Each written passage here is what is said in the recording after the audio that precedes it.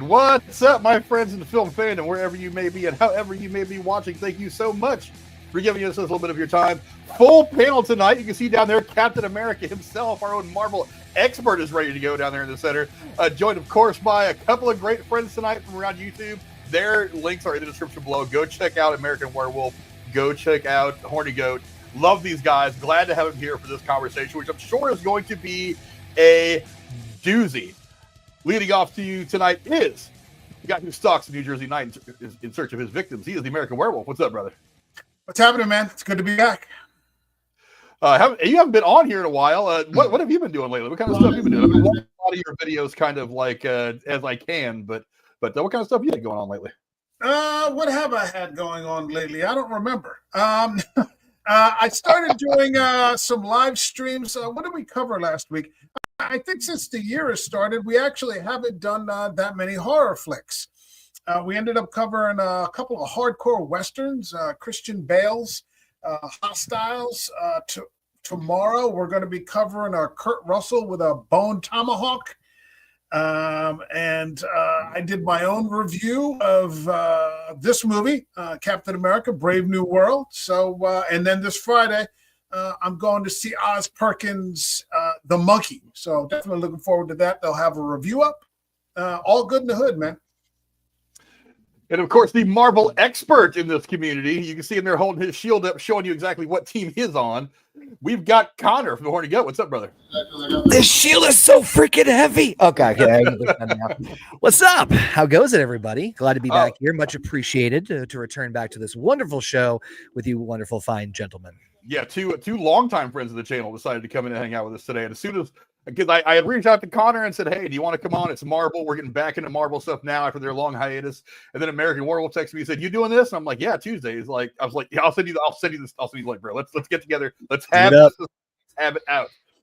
Then, of course, the Shape the Lone Star State, my man Tex. What's up, brother? Let's do this thing. I got shit to do today, Frank. Lion is attitude. Love it. Well, what's up, everybody? Glad we have our friends, joining us, so not everybody will crap upon this film, but the correct ones will. Everybody else that disagrees. Correct ones? We're here to be wrong. Hey, do we need to have a civil war? Because I will go, hey, we can do this thing. Tex, just do better. Okay? Just do better. You've got to do better. It's already started. And the only one who I'm sure will approach this movie as objectively as I'm going to try to is my head or life mate, Jeremy. What's up, brother? You're muted. Unmute. Your mic's off, bro. I've been told I have a beautiful singing voice. There we go. Yeah, whatever. Fuck it. Let's go live. And guess who's already doing stuff? Casey in here trying to get some credit.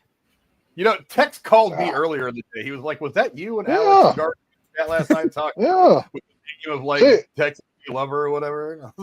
Yeah. See, Alex and Nick rightfully called that out last night, and I agree. And Casey, you're not making your case that wasn't you last night by comments like that. So I might have to move up that voodoo curse I have on you too earlier in the year. So we'll see what happens.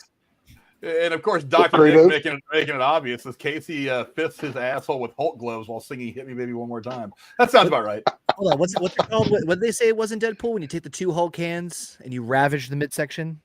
Is it Smash? What was it called? Oh, yeah. I forget. I'll have to watch it again. I can't remember. My Google search is gonna be weird, but okay. Let's make sure you turn your safe search results off. Oh, that sounds fun. But let's get right down to it now. We are here to talk about Captain America, Brave New World. The MCU is officially back after taking about a year and a half hiatus. It is a 2025 American superhero film based on Marvel Comics.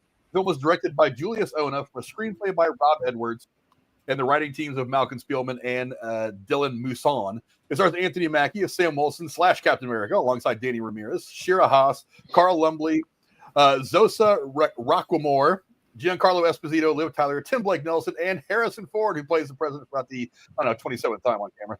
In this film, Wilson investigates conspiracy involving President Thaddeus Ross, played by Ford. Captain America: Brave New World premiered on February 11th at TCL Chinese Theater in Hollywood, world famous. It was released in the United States on 14th as part of Phase 5 of the MCU. It received mixed reviews from critics who took varying stances on the political commentary, story, characterization, and visual effects, but they did praise the performances of Mackie and Ford. As of February 17th, which was yesterday, Brave New World has grossed about $110 million in the United States and Canada, about $92.4 million in other territories. Officially on Box Office Mojo, as of just a few minutes ago when I looked, the worldwide total is $198 million. That's probably going to go up, it's safe to say. On Rotten Tomatoes, 50% of 246 critics gave Brave New World a positive review and an average rating of 5.4 out of 10. The critics' consensus review reads, quote, Anthony Mackie capably takes up Cap's mantle and shield, but Brave New World is too routine and overstuffed with uninteresting Easter eggs to feel like a worthy standalone adventure for this new Avengers leader. It kind of hits some points, kind of doesn't hit others, but we're going to give you our thoughts on it. Let me go to you first, American Wolf. Give me your quick thoughts of the film before we get into all this point. Went in there expecting nothing, caught the 7:30 p.m. on Friday, about 30 people in the theater, walked out of there pleasantly surprised. I enjoyed it. It was a fun movie. Have a big bucket of popcorn and my soda. Was not disappointed. Not a perfect movie by any stretch of the imagination, but I liked it. And how about you, Connor? Give me your quick thoughts on Captain America. So I kind of went in similar expectations to Werewolf, where I kind of had like a middle of the road feeling, where I figured it would kind of be like serviceable, like okay, like we got where we needed to go from A to B, and that was about, like, I wasn't expecting any grandioseness or any like grandiosity from it or anything like whoa epic mage, and I kind of didn't, and I kind of got that feel from the trailers too. Went in with it like I said, relatively middle of the road expectations, and kind of same boat. Yeah, like I think that's kind of where we were at with that one. Like not the greatest film, not the worst, just very like mid, basically. I don't know. Tex, how about you? Give me your quick thoughts. I went in expecting nothing, and I was still disappointed. Yeah, no. Maybe the most disjointed Marvel film I've ever seen, and I've seen the Eternals, so that's saying. How about that one too? Yeah. Oh my God. Like, I don't know what's worse, the Marvels, this one, or Eternals. I've had an internal dialogue within since I've seen it. I turned the Marvels off after 20 minutes. Go ahead. But yeah, no, a couple, I'm not going to say bright spots, but not bad things within this film. But overall, Jesus Christ, I know Frank, stands by the "In Feige we trust," but I think Feige needs to be fired. But whatever, that's just me. I know I'm going to be Captain Negative and crap on this thing tonight. So pop your popcorn and prepare yourself. So it's all good. Got a big minus sign hanging right over his name. I don't know, Jay, how about you? Give me your quick thoughts. You've got the American style shades on, so I'm hoping you have at least an objective point of view. Yeah, I went into this kind of the same way you guys did. I didn't expect to be blown away, but I was just reserving judgment until I saw it. And I also enjoyed this movie. I enjoyed it more than Falcon and Winter Soldier, which I'm assuming this is supposed to be kind of a spiritual successor, sequel, whatever the hell. The same guy made Epilogue, by the way. Yeah. So, but I was a little more surprised by this one because it at least, unlike Falcon and Winter Soldier, I'm like, well, at least every single plot point wasn't, quotes, because racism. I'm like, okay, this is getting annoying as hell. Because racism. That was, if you want Falcon and Winter Soldier summed up, that's your 2 words to sum up the entire fucking show. And I was getting on my fucking Can't have a black man wearing the stars and stripes. You know what I'm saying? That's what that show taught us. So this one just kind of went straight, made, a movie that had, a plot that was trying to move forward. And by move forward, I'm like, okay, we're finally going to address the fact that there's a big damn celestial big alien sticking out of the planet. Yeah. Well, at least we're going to finally address that and go somewhere with it. And I know every time you can literally say the magic words and everyone's like, don't count your chickens. They said the word mutant. Nobody freaked the fuck out. Hey, they said adamantium, and I'm like, yeah, everyone's gonna be like, yeah, but don't freak out. It doesn't mean anything. I'm like, no, enhanced persons, not mutants. That's what they said. That was a pretty important plot point that I was like, oh, okay, we're talking about adamantium now. Okay, this could get really interesting. maybe we'll answer the age-old question of like, okay, so which one would survive in a fight better, adamantium or vibranium? So I think Wolverine would totally shred right through Cap Shield, but whatever, that's just me.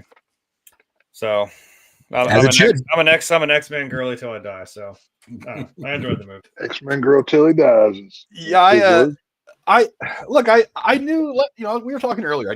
I think Marvel knew that this movie needed to be good more than it needed to be successful. It kind of hits that, kind of doesn't. I'll go into why I think that is later, and we talk about kind of where the MCU is going from here. But it really they named it the wrong thing. I'll explain that later. Number two, it just seemed like it was part sequel to the Incredible Hulk with Edward Norton's movie, and it was part, oh, by the way, don't forget that Sam has the shield now. It's like, we know that. We all watched those 8 or 10 episodes of Captain America, of Falcon and Winter Soldier. Well, most of us did anyway.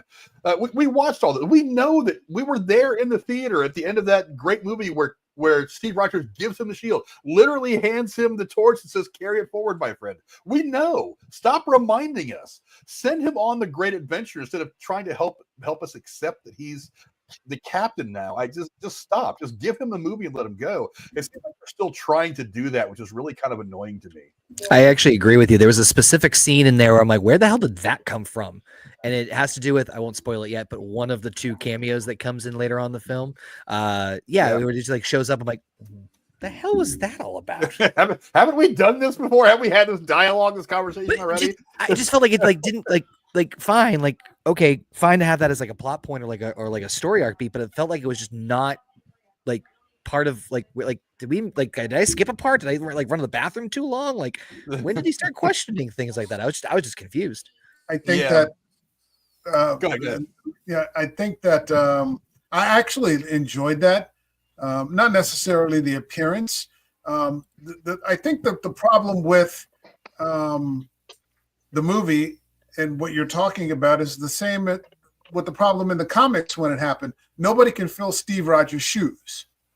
Like when he dies, nobody really is able to fill his shoes. There are a number of people who tried to do it. So the recurring theme of imposter syndrome that like he goes through, I don't think you should actually get rid of it because he's not the same. He's not as good.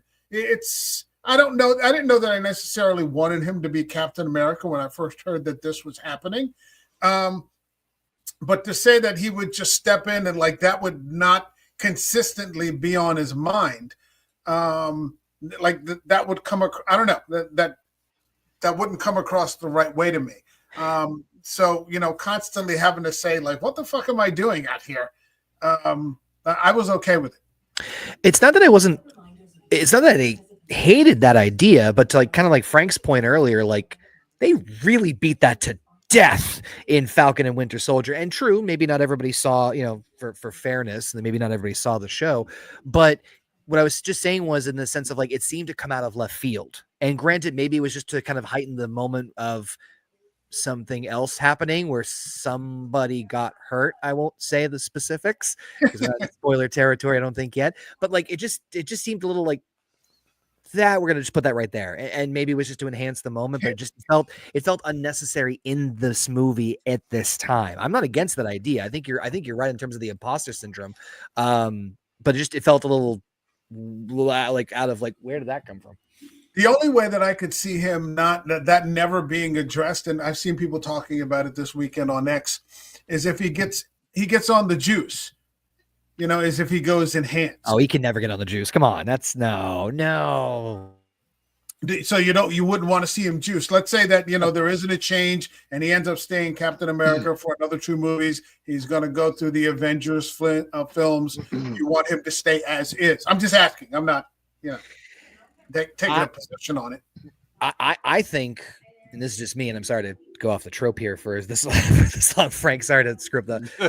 Sorry, man. I'm sorry, Frank. I'm sorry. No, it gave me a second to do a couple of production things I wanted to do anyway. This is my bad. I'm the one stuck in this conversation way, so sorry, folks. No, I think that respectfully, I'm good with Cap films. I'm good with him being an enhancement person or side or like a Disney Plus show. I'm good with another Captain America movie, at least for right now. They haven't compelled me enough to want to see another Captain America movie. So I'm fine with him being Captain America, just not featured like this anymore.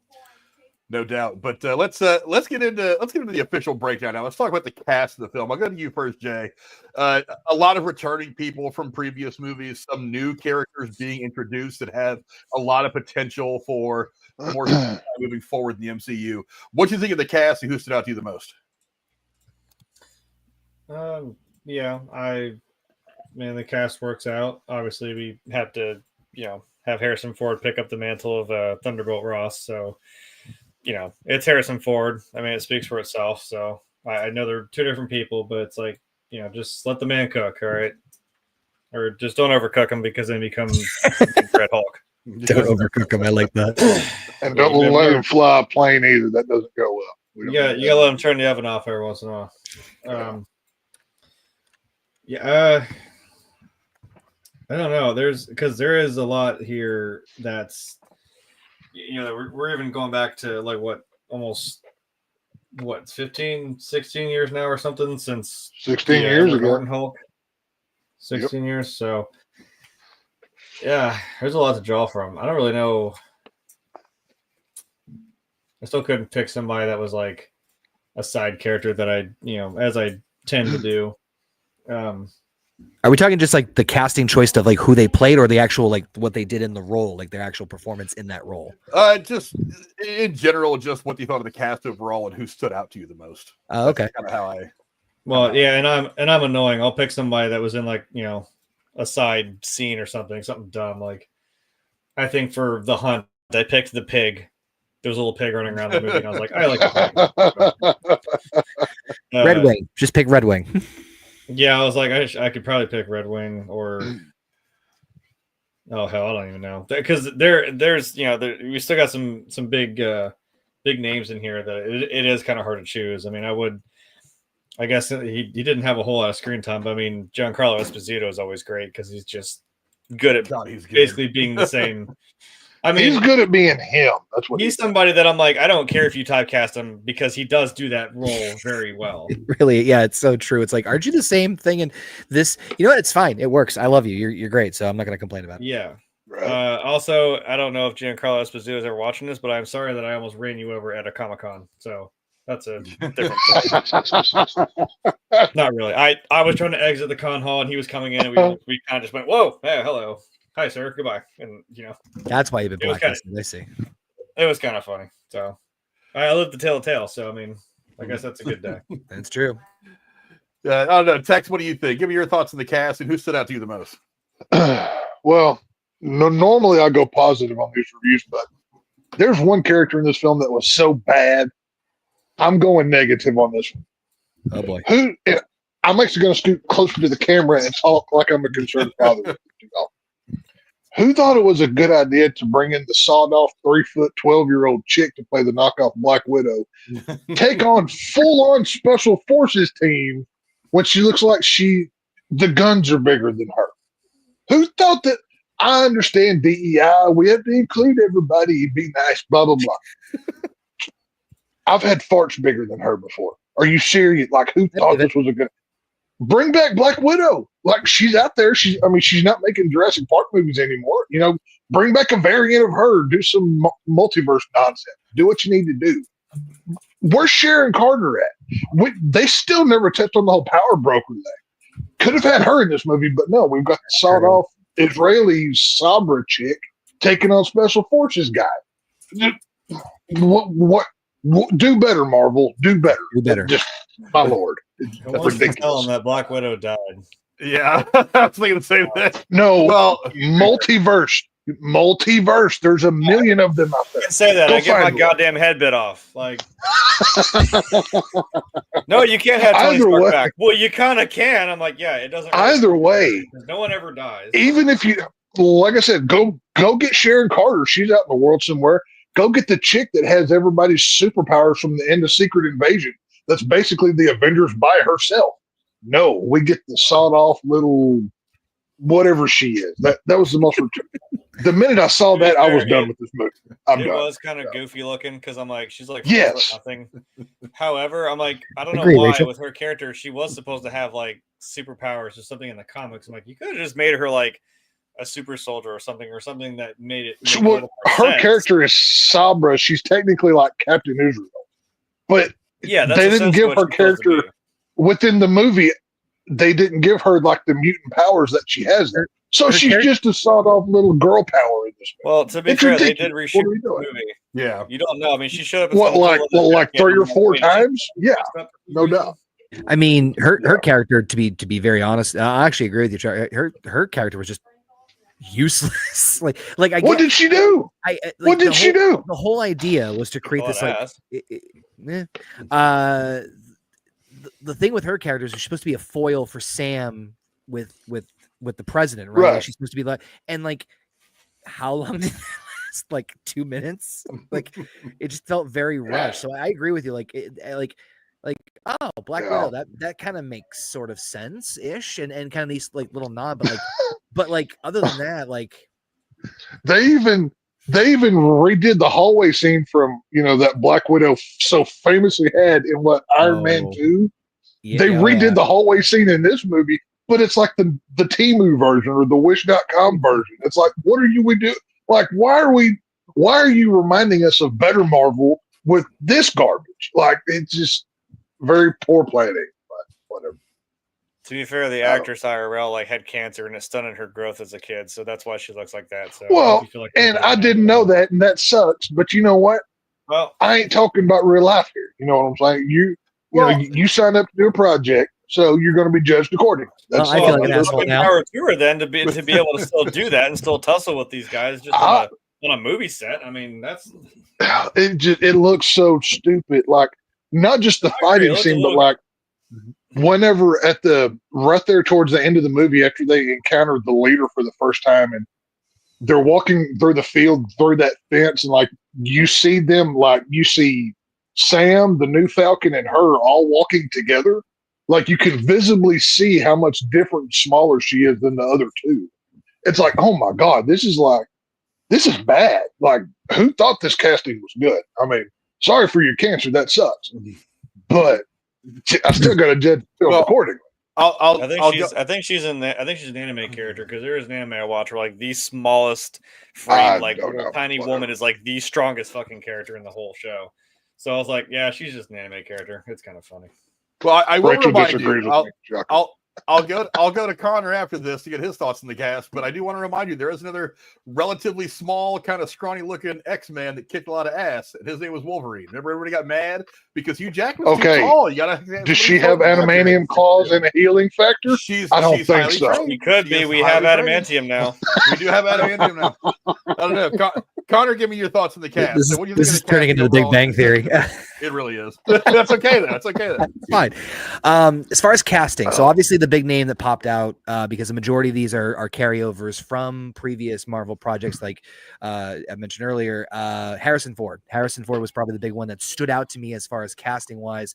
Obviously, late William Hurt being replaced, his performance was so intriguing to me, and I might be jumping in the gun a little bit here, but the reason that I found Harrison Ford's performance so interesting was the fact that he's one of the few actors that Marvel's replaced. Obviously, they've had multiple cast swap outs before in the past, but this one was obviously because of a passing, and so it was kind of interesting where like I felt like this was the right call. Like, Ford was the big box office name that could respectfully slide into William Hurt's position and maybe not do the exact same performance as William Hurt, but attempt to give the big movie or the bigger time feel with him being in there. In fact, the opening scene is one of my favorite scenes in the whole movie, where they introduce him as the president, or as the at the time I think he was running for it. I can't remember if they jumped ahead at that point, but anyway, I thought it was such a like little tongue-in-cheek, clever moment, like they've done before in the past, where like Don Cheadle walks, he's like, "Hey, it's me now." It's kind of like a nod and wink to the audience.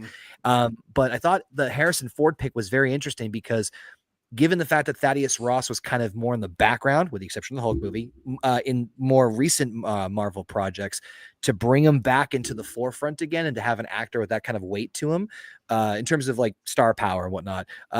Smart move, but Harrison Ford definitely stood out for me. I can't remember his name. The gentleman who played Isaiah Bradley also was just, I was very happy to see him back in this role. I didn't know how good he was going to be in the movie, but just seeing him back loved him in Falcon and Winter Soldier. Thought he was one of the best characters in the whole thing and best acted. And seeing him back, I was like, ooh, this has some potential. That's why I kind of went in with like, I didn't want to get too excited about the movie, but I'm like, ooh, there's some elements here that could be interesting. I would have rather seen a Captain America movie with him instead of Sam Wilson. At least he has superpower ability. Just saying. Plus cool backstory. Brutal, but cool backstory. Yeah. Right. I don't know. Werewolf, I don't know. Give me your thoughts on the cast and who stood out to you the most. The cast was good. I'm going to disagree with everybody. I like the little Israeli widow. I thought she was better than the Torres character, who is just completely unnecessary. Excuse me, to any of this. I agree with that. Sort of just the sidekick. He's only there to be saved. He doesn't really do anything, and he doesn't add anything to the story. I imagine we'll be seeing more of the Israeli chick, as this sort of story unfolds. She reminded me a little bit of who was Nick Cage's assistant in S.H.I.E.L.D.? Oh, Maria Hill? Yeah, Maria Hill. She reminded me of Maria Hill, Maria Hill. Maria Hill. That sort of character. Obviously, you've got Han Solo himself. Indiana Jones himself. I liked that the Ross character was someone who had sort of moved on from all the scumbaggy stuff that he used to do, like we'd seen in Incredible Hulk, the douchey stuff he was doing in Civil War, maneuvering people, but he couldn't get away from it all. Like his past kind of, it's not going away. So I like the cast overall.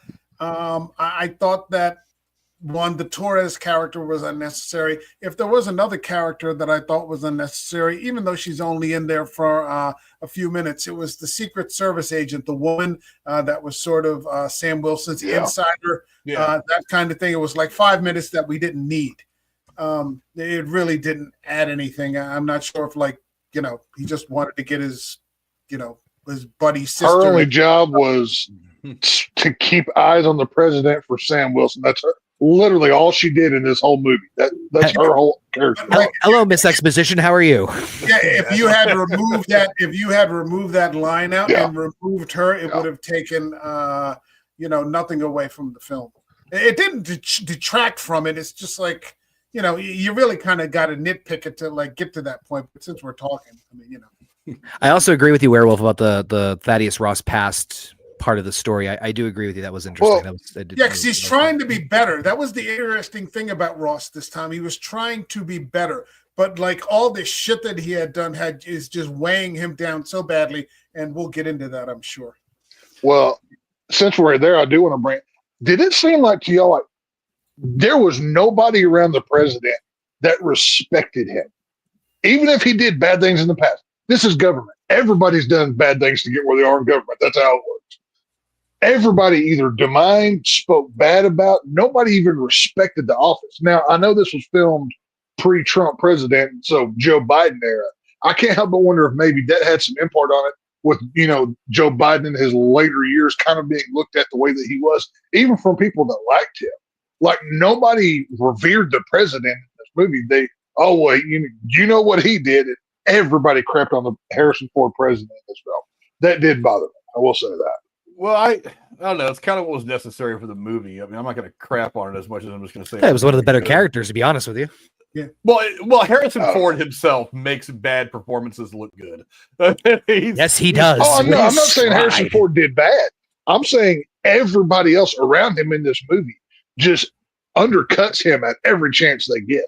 It's like, my God, it put one character in there that is on this dude's side a little bit. I kind of felt for him, I'll be honest with you. But I like the cast overall. I don't have a problem with the little 2 foot tall midget girl being a black widow and going around kicking her.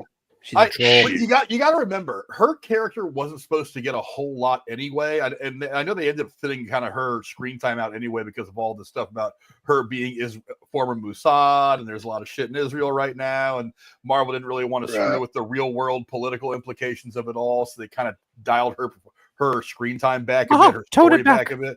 Exactly. Disney doing what Disney does to make sure they can get that money in overseas. That's why Japan was a bad guy, not China. Yeah. Okay. Yeah. Okay. Well, nobody's really the bad guy. It's the misunderstanding. That's how they play it. Also, I guess originally it was supposed to be China, but they were just like, we're going to rewrite this to be Japan. China. It's huge. We need their money. We're going to send a Red Hulk. It's going to be wonderful. See, that's the whole thing. It's Ross that's the bad guy, and I think the reason why, people aren't respecting him is because he's full of shit. He's kind of full of shit the entire movie. You want to like him, but he's not a good guy. He was doing everything for his own selfish reasons, and it's like, well, you can maybe understand it, but it's also like, yeah, maybe you kind of dick some people over and then left left that to hang there, and then your loose ends came back to bite you in the ass. Like, just some Berkeley looking dude that I think I saw in the movie Holes once. I think it's that guy. Yeah, locking people up for decades. Buster Scruggs turned green, and he came to kick your ass. So right, it's his own fault. Yeah. All right, that's kind of the message of it. So. Yeah. I have not been able to find a decent picture of the leader. I think I may have. They so should. It's probably better that you don't, because I know this was filmed pre-Trump, but they should have given him Trump hair, Harrison Ford Trump hair in this movie. That would have been fun. That would have been amazing. Well, his role was almost a caricature anyway of any Marvel, president, whatever. Come on, it's right but there. But look, I don't have a problem with her. I mean, Giancarlo Esposito, my God, how good is he? And he good enough to be in the movie for like 5 minutes. Yeah, amazing. You know what though? Here's what I like, and I'll spoil a little bit of the ending now, since we're talking spoilers anyway. Really, is I'm so glad that he is still alive. In this movie, because I am too. I feel like he's someone that you can get some mileage out of. Sure. Because he desperately wants to kill Sam Wilson. Killing Captain America is his mission, and so if you need somebody who's a quality on the level antagonist to Sam Wilson for the next movie, not saving the universe and doing that bullshit. Let the Avengers get together and do the big stuff. But if you need that guy who's on the level with Sam Wilson for the next movie, that's your guy. He's a killer actor. He's awesome on screen. That's what I thought this movie was going to be, though. I thought he was going to be stirring up shit now. Since Falcon and Winter Soldier, it was also another 5-foot little girl who was causing terrorist attacks. I love her. So I was like, I thought I feel like I was lied to, because I thought Giancarlo Esposito was gonna be this kind of mastermind dude who's doing the political strings of now he's taking over and causing trouble in the I was world scale. To follow up on Frank's point, I was also happy, because I do agree there is a ton of mileage you can still get out of them. But to be very honest, as far as this film is concerned, I felt like he was kind of wasted in the sense of if you watch the trailer, you saw all of his scenes. That's they were literally all there. Yeah, this whole movie. I like that he looks Sam right in the fucking eye and says, "No, when I break out and I'm coming for you." I was like, "Yeah, that's what I'm saying." It's I love that. I love that tension is building up between the two of them, because that way when they do come back for Captain America Part 5, the Depression or whatever it's called, you'll have a good bad guy that he can go up against without having the leader there to kind of muddy the waters, because the leader is there. I mean, he's the guy behind the scenes pulling the string, and I can't wait to talk about him. I want Giancarlo Esposito to be that guy who was the guy who goes mano a mano with. But here's a problem with that, though. Now, Connor might know this better than I, but Seth Rollins was originally to play that Sidewinder role pre-reshoots 3 movies ago, whatever. Mm-hmm. And the fight, Giancarlo Esposito is a great actor. I mean, Breaking Bad, so many. He's great at playing him. He's one of those guys, and we all love him for it, like we said earlier. But go watch that fight scene again. It looks, this is like a 70-year-old man trying to fight, and I know he's not a super-powered Captain America, but he's still a very well able-bodied, military-trained fighter. It takes me out of it. And knowing that we could have had the Seth Rollins role, now he's fine on WWE television. I would have loved to see that scene with the Seth Rollins version of this character and have Giancarlo Esposito still be the leader of the Serpent Society. We could still have both, but have Seth Rollins take over the physical part, because I think it would have been a lot better for the film. I'll say that. I think I read that Seth Rollins was supposed to play Diamondback, who was the guy that was it Diamondback? I don't know who it was, but either way, I would have rather had the Seth Rollins than 70-year-old man fight. No, I honestly, I thought Esposito did a pretty decent job on the fight scenes. Obviously, things could have been better, and I do agree. I would have been curious to see Seth Rollins' role in the film in general, how it played out. To both of your points, to everybody, what they're saying, I don't disagree. I think you can get a lot of mileage out of him. I wouldn't mind a Captain America Disney Plus series on a G.I. Joe-esque level with I know maybe not everybody might like Sam Wilson, but with Sam Wilson and Esposito as the main antagonist. Hey, they did it for Mandalorian. Why not do it for Marvel? Just don't put Jack Black and Lizzo in it, and it'll be fine. Well, I have a new Falcon. Rock on. There's two other characters I want to point out. One of them, and look, I feel this way about this character that Tex feels about the little Israeli girl. What the hell is Torres even doing in this movie? He does nothing. He has so much more to do in the Falcon and Winter Soldier TV show. And here he is literally the damsel in distress. He's the little sidekick he's that little lap dog who's panting up on Sam all the time, like, I want to play, Sam. I want to play. And he's Scrappy Doo.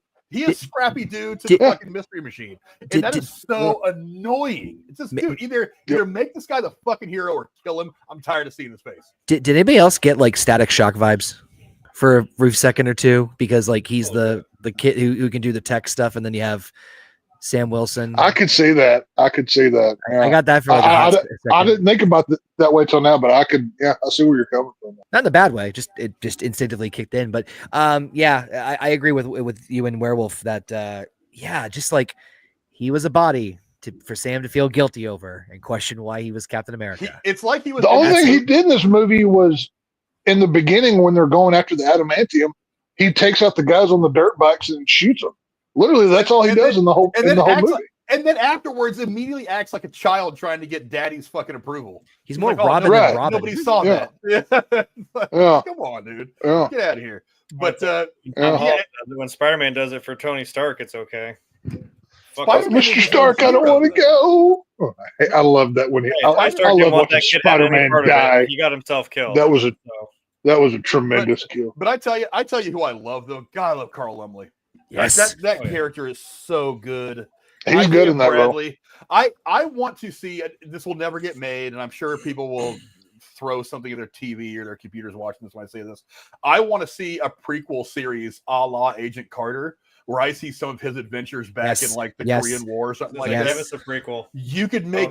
It doesn't have to expose anything in the larger MCU moving forward.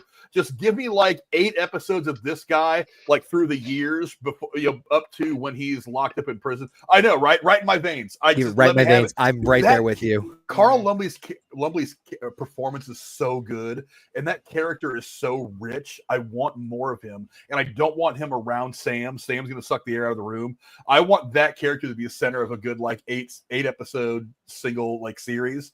Really get into some great character work. I mean, do the Marvel stuff, have him punch some people and knock some people out and do whatever.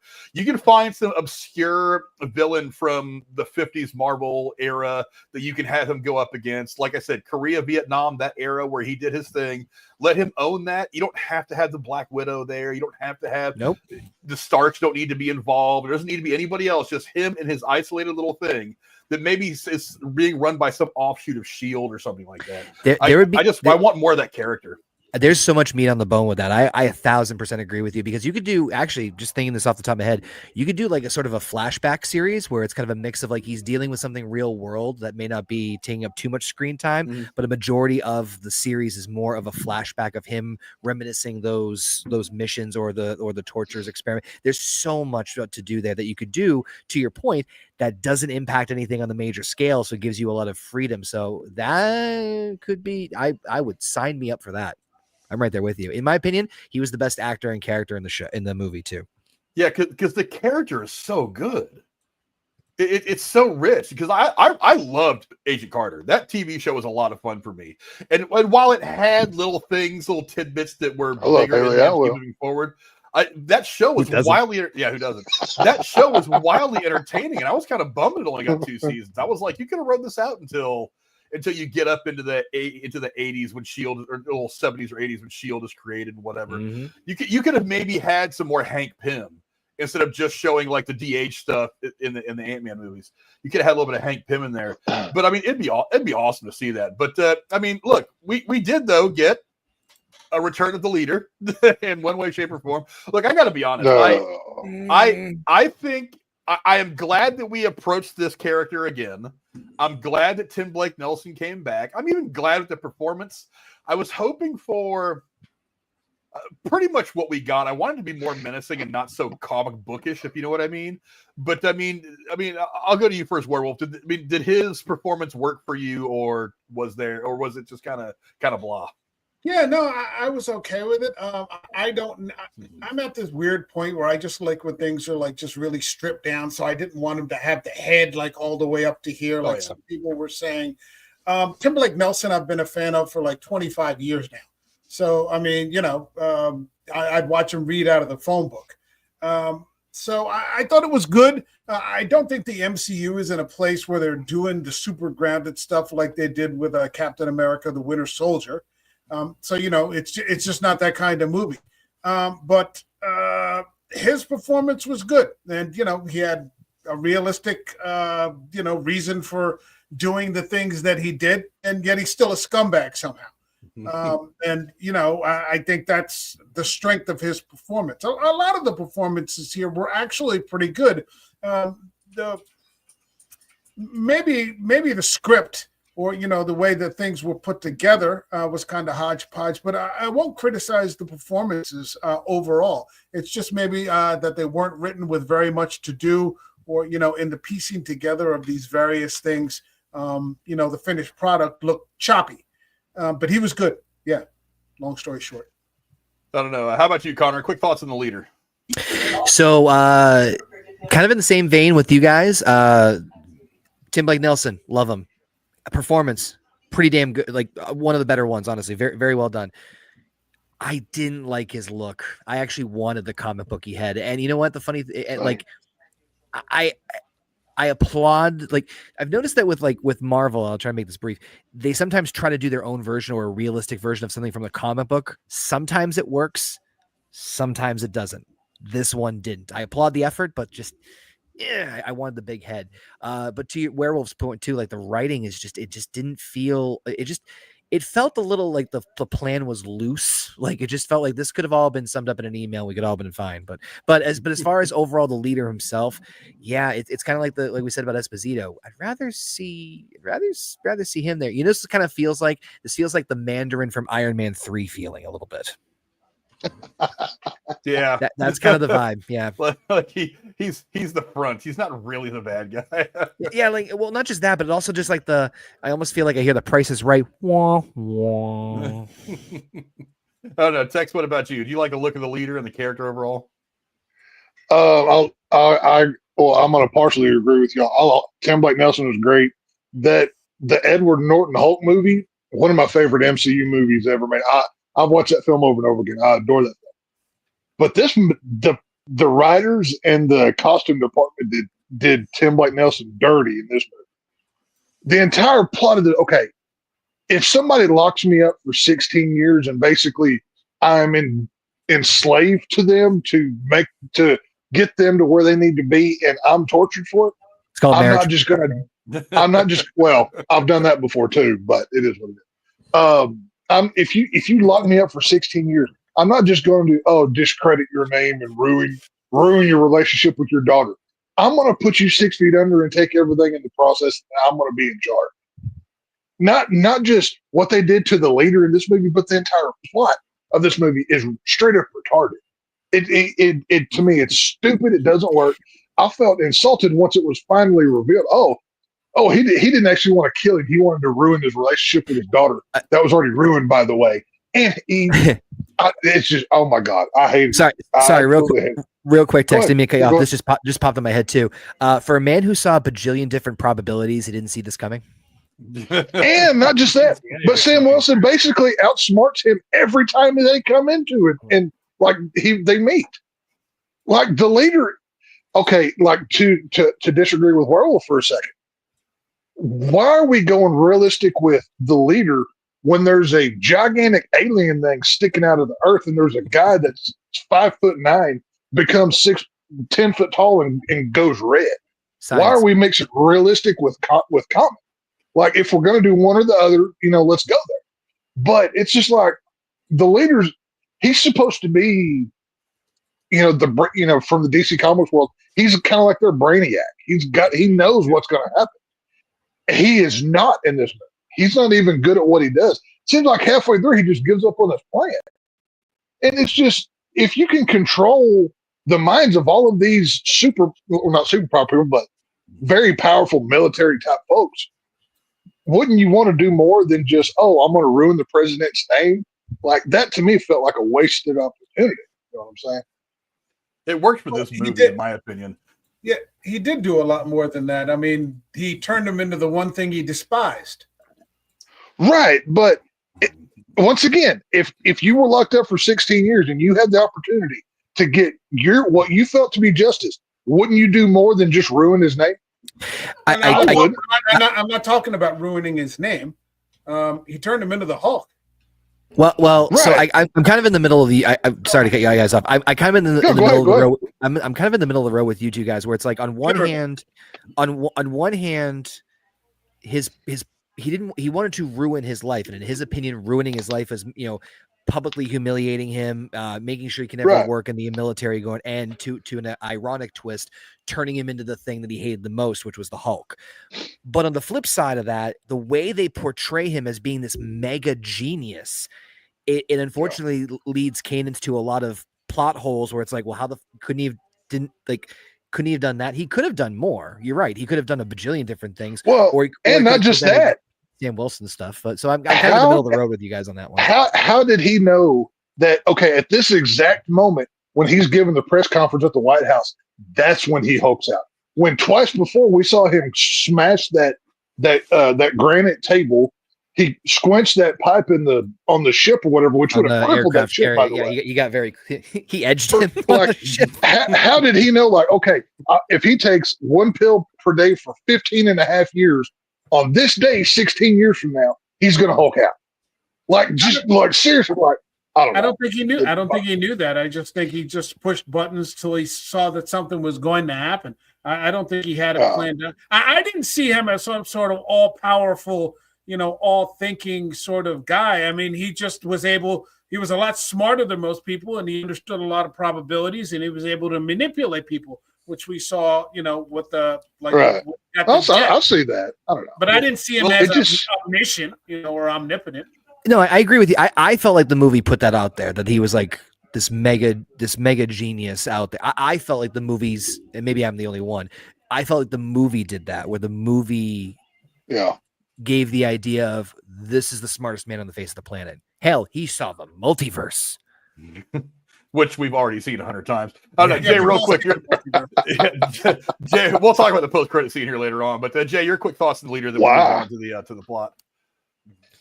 Well, this also begs the argument of the dumb thing that's in any of these movies now that we've gone to space, and as Sam so eloquently asked the question, how many alien invasions did he stop? 2. Okay, well. There are crazy things out there. I'm like, yeah, you could end the movie in 5 seconds because you could just snap your damn fingers and the whole thing's over. I'm like, that's stupid though. I'm like, I think what he was doing, Mr. VeggieTales, broccoli head, who the fuck are you supposed to be? Mr. VeggieTales. If he starts playing a damn tuba, I'm gonna walk out. That's his name now. He's Mr. VeggieTale. That's what he's called. Sam, Captain America. If you like tomatoes. Yeah, tomatoes are red. So I see Bob the Tomato. Conspiracy theory. Yeah, get the fan art going. I can see it now. Please don't. Yeah, I don't need to see a swole Bob the Tomato on my Twitter feed tomorrow. Why did you specifically say it what it was? Well, anywho, I think that was the whole point, is that he waited all that time and waiting for his turn right after helping Ross get what he wanted.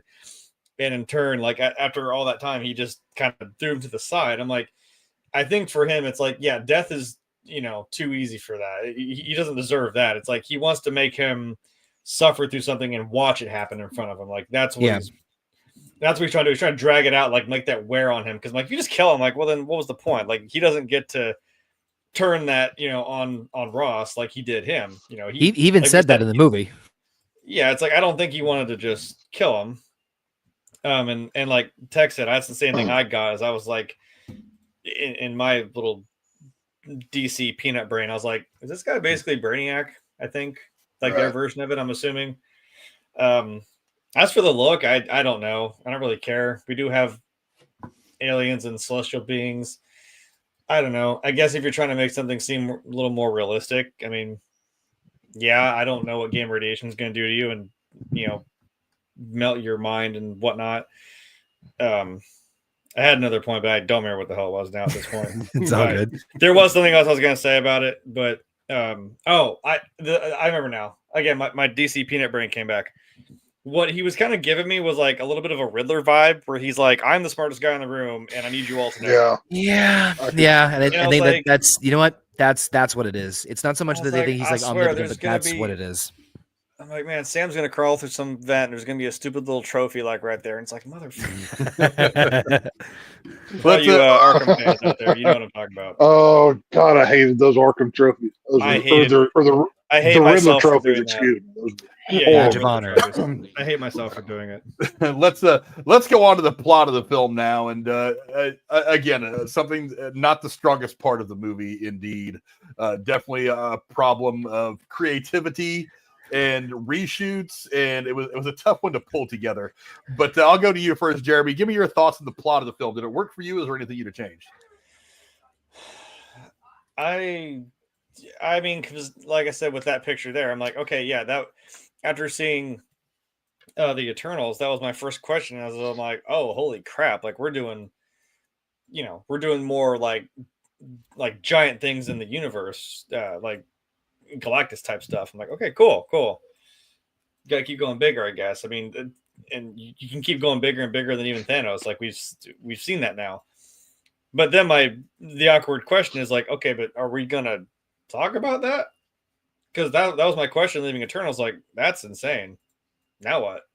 That's wild. And then we got nothing until, I mean, I didn't think they were going to spoil it for us, but I just, when that was the plot point, I was like, oh, good. Okay, I'm intrigued. So what's this whole thing about? Oh, it's about adamantium. Oh, okay. I scooted in a little further. Like, okay, go on. What are we doing here? Daddy like? Yeah. Was get my own little adamantium bone going. So again, I know we keep saying we said the magic M word of mutants, and now we said adamantium. I'm like, okay, but what does that mean? I don't know. It's another it's another resource to be out there to. I don't know if it's supposed to. I don't know if that was supposed to be the vibe. If it's supposed to rival the adamantium is supposed to rival the vibranium. It's stronger. It's stronger than vibranium. It seems like because I think as far as where we're at now, I think Wakanda still just controls the vibranium. Right? Yeah, they control. I think they mentioned in the movie they said like they have something like 95% surplus. It's a ridiculous like ownership of it. They don't know all of it, but they pretty much do. But I think that's where we're still at with it. So yeah, there is this crazy new resource that now all the humans are going to go get, which makes sense. So I'm excited to see what we do with that. I mean, it was kind of an interesting way to start this. Now we're having this kind of. It was almost sitcom like, where it's like, oh, there's a misunderstanding. I mean, which really could be cleared all up in 5 minutes, but that would be less fun, and we won't have a whole episode to deal with it. And we'll all have family dinner at the end of it. Whatever, I don't know. So I liked it, and I'm kind of intrigued as to what. I feel like that's not the last time. Hopefully, not the last time we're going to see this celestial in the Earth and whatever this adamantium is about to mean for the universe as a whole. I figure at some point down the road we're going to see them actually mining and refining this stuff. So we're gonna there's gonna be some scruffy little guy with some mutton chops. Yeah, we're into a building like. We're gonna see Tiamat again, but like 3 of his fingers are gonna be gone. They will have chiseled away. Maybe that one little horn sticking out of the background is gonna be gone. And, like, they got to leave the middle finger up there so he's flipping everybody off. That'd be kind of fun. They got to do that. That'd be kind of fun.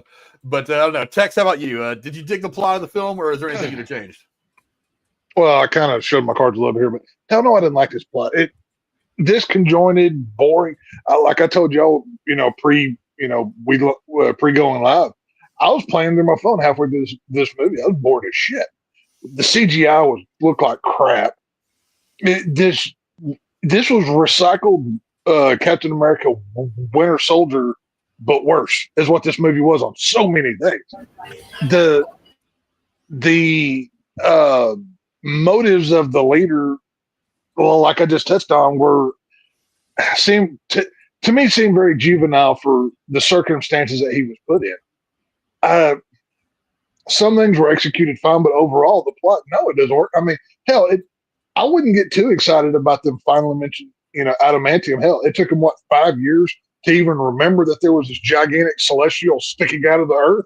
So what's coming another 15 before Wolverine shows up? Like, what are we dealing with? So I wouldn't, hold my breath or anything. But actually, maybe I think Hugh Jackman might be 90 by that point. I think Tell your time. He may actually be. Oh, I'm so happy that like 3 of us did that. All of our brains are just like blending together. That was great. But old man Logan, let's go. Yeah, we can get actual old man Logan, and Hugh Jackman can just throw on a cowboy hat. It'll be easy. So, but yeah, no, I did not like the plot of this movie. I did not think it worked. That it was very boring. They tried to add in the dramatics of Winter Soldier, even with the opening titles, like it was old CIA cards. But it just, I see what they were going for, but it just didn't work. So many things that I've touched on here. Others I'm sure I will, but not for me. I don't know. How about you, Connor? What do you think of the plot of the movie? Damn it, Tex! You took the words right out of my mouth. Actually, I also no, seriously. When I was in the movies, about not quite the halfway point, but like close to the halfway point, I'm like, this is Winter Soldier all over. It's crazy how close it is. So there's elements of the plot that I enjoy, and there's pieces of it that I enjoyed, but collectively it felt very weak, which was kind of weird. So like about earlier about like the introduction of adamantium, what they're going to do with adamantium, what they're going to do with the Celestial Island, which by the way, I still think might turn into Marvel's Genosha for those of you who are into the deep lore of the comics. I'd be down with that. I have a feeling Celestial Island's going to turn into Genosha somehow in the way future. Anyway, you know what I'm talking about? Look it up. I know. There were parts of the movie that I enjoyed. Like I enjoyed that they wrapped up those parts of like those pieces, like I just mentioned, but there was just others that just felt like very like haphazardly put together. And this is kind of the part of like, oh yeah, there was definitely this is where you can clearly tell there was a lot of changing and rewrites and reshoots in terms of like, if you really sit down and try to break down the plot in of itself, because it starts with this and then they try to make it like this cover up of who's really the enemy after, like who's the one we can trust. It feels weird. Like for instance, in the movie, obviously we know that like Sam and Ross are trying to be buddy. I want you to restart the Avengers, and they're trying to patch things up. And then Isaiah Bradley has the assassination attempt, and they go from being buddy to buddy. He's like, that offer was off the table as soon as your friend. I'm like, that was like 20 minutes ago, dude. Like, are you serious? Like Frank actually has a gift for that. You want to play your little super easy, barely an inconvenience when it comes to that plot line? I love that. It was super easy, barely an inconvenience. It's so true. I by the way, huge shout out, huge fan of that series. Oh my god. But it like case in point, like Frank, if you don't mind, bringing up the Celestial Island again real quick? Just want to show here. See, look, it's reaching for a better plot. There you go. It's trying to grab for it. It's trying to. I prefer to think of it as drowning in this plot. I think it's to save my children. But like it's all about perspective. Is it half full or half empty? Well, it's half drowning is what it is. So like there's elements and bits and pieces of it that I enjoy, but I just felt like it never, like the parts I enjoyed never either got into first gear or just didn't mesh well with the overall plot. Like I said earlier, in terms of when Falcon, the new Falcon, gets taken out, he's like, I don't know if I was meant to take up the mantle of this. And it's like, where did that come from? Exactly. Like, where did that feeling, like, it felt out of left field. And so there were just bits and pieces like that I felt like in the movie where it's like, all right, there's that's why I'm not like bashing on it completely. There's parts that are there. It's gotta put them a little better structured, and then we're good there. So it kind of, it felt like Winter Soldier light and an epilogue to the Falcon and Winter Soldier more than anything else. I agree. I don't know. Werewolf, what do you think of the plot of the film? I was relieved that it wasn't another action comedy, because I think for a long time that's what we were getting. Things with just incessant, one-liners. Like I went to see the Marvels, and I was like, "What? Like they're singing?" Thank you for your service. Yeah, like I'm sorry. No, and I was just, I don't care. I spent 53 cents, so I'm just like, okay, I'll go see this, and look at Brie Larson. I'll pay it back if it helps. Anything to support the cause. Can we get a class action suit against Kevin Feige for that Marvel's money? I'll be okay. But like I said before, I walked in there not expecting anything, and was pleasantly surprised. It's been 6 years. So to say that, Marvel made a bad movie, isn't anything new anymore. And I think that the hole that they've dug for themselves is quite deep. But what I saw here, it looked like an honest first attempt to climb out of it. Is it as good as anything? Is it better than Thor 2? Or Iron Man 3, or any of the other, the ones that we shit on, from the first 3 phases? I don't know. I think it's in the conversation, those ones. It might be on par with some of the real bottom feeder ones that we saw in the first 3 phases. And it had its flaws. I think the script was very loose. But overall, yeah, I enjoyed the plot. It's pretty straightforward. It's a popcorn film. So I wasn't expecting Watchmen, or anything like that. And I never saw the Eternals. And because of this, like now I've actually gone out and I spent a couple of bucks on a used Blu-ray to pick it up, because apparently we're going to be returning to the Celestial storyline, which I never picked up on in the first place. So it piqued my curiosity that way. I think actually a lot of that, my suspicion is that a lot of that is going to be addressed, and I could be wrong here, but I think it's going to be addressed when we get to the Fantastic Four. And somehow I get the impression that they're going to deal with it that way. So, I don't know, that it's, apparently people have forgotten about this thing that's been there for 5 years, but I never saw any of it in the first place. So I'm sort of looking forward to seeing it. I was good with it. It's okay. Yeah, I thought the plot. How do I say this? It's not you, it's me. It's not you, it's me. Look, it's very clear to me, even if I did not know this ahead of time, it'd be very, very clear to me about an hour into this movie that there was a lot of reshoots, a lot of changing shit around.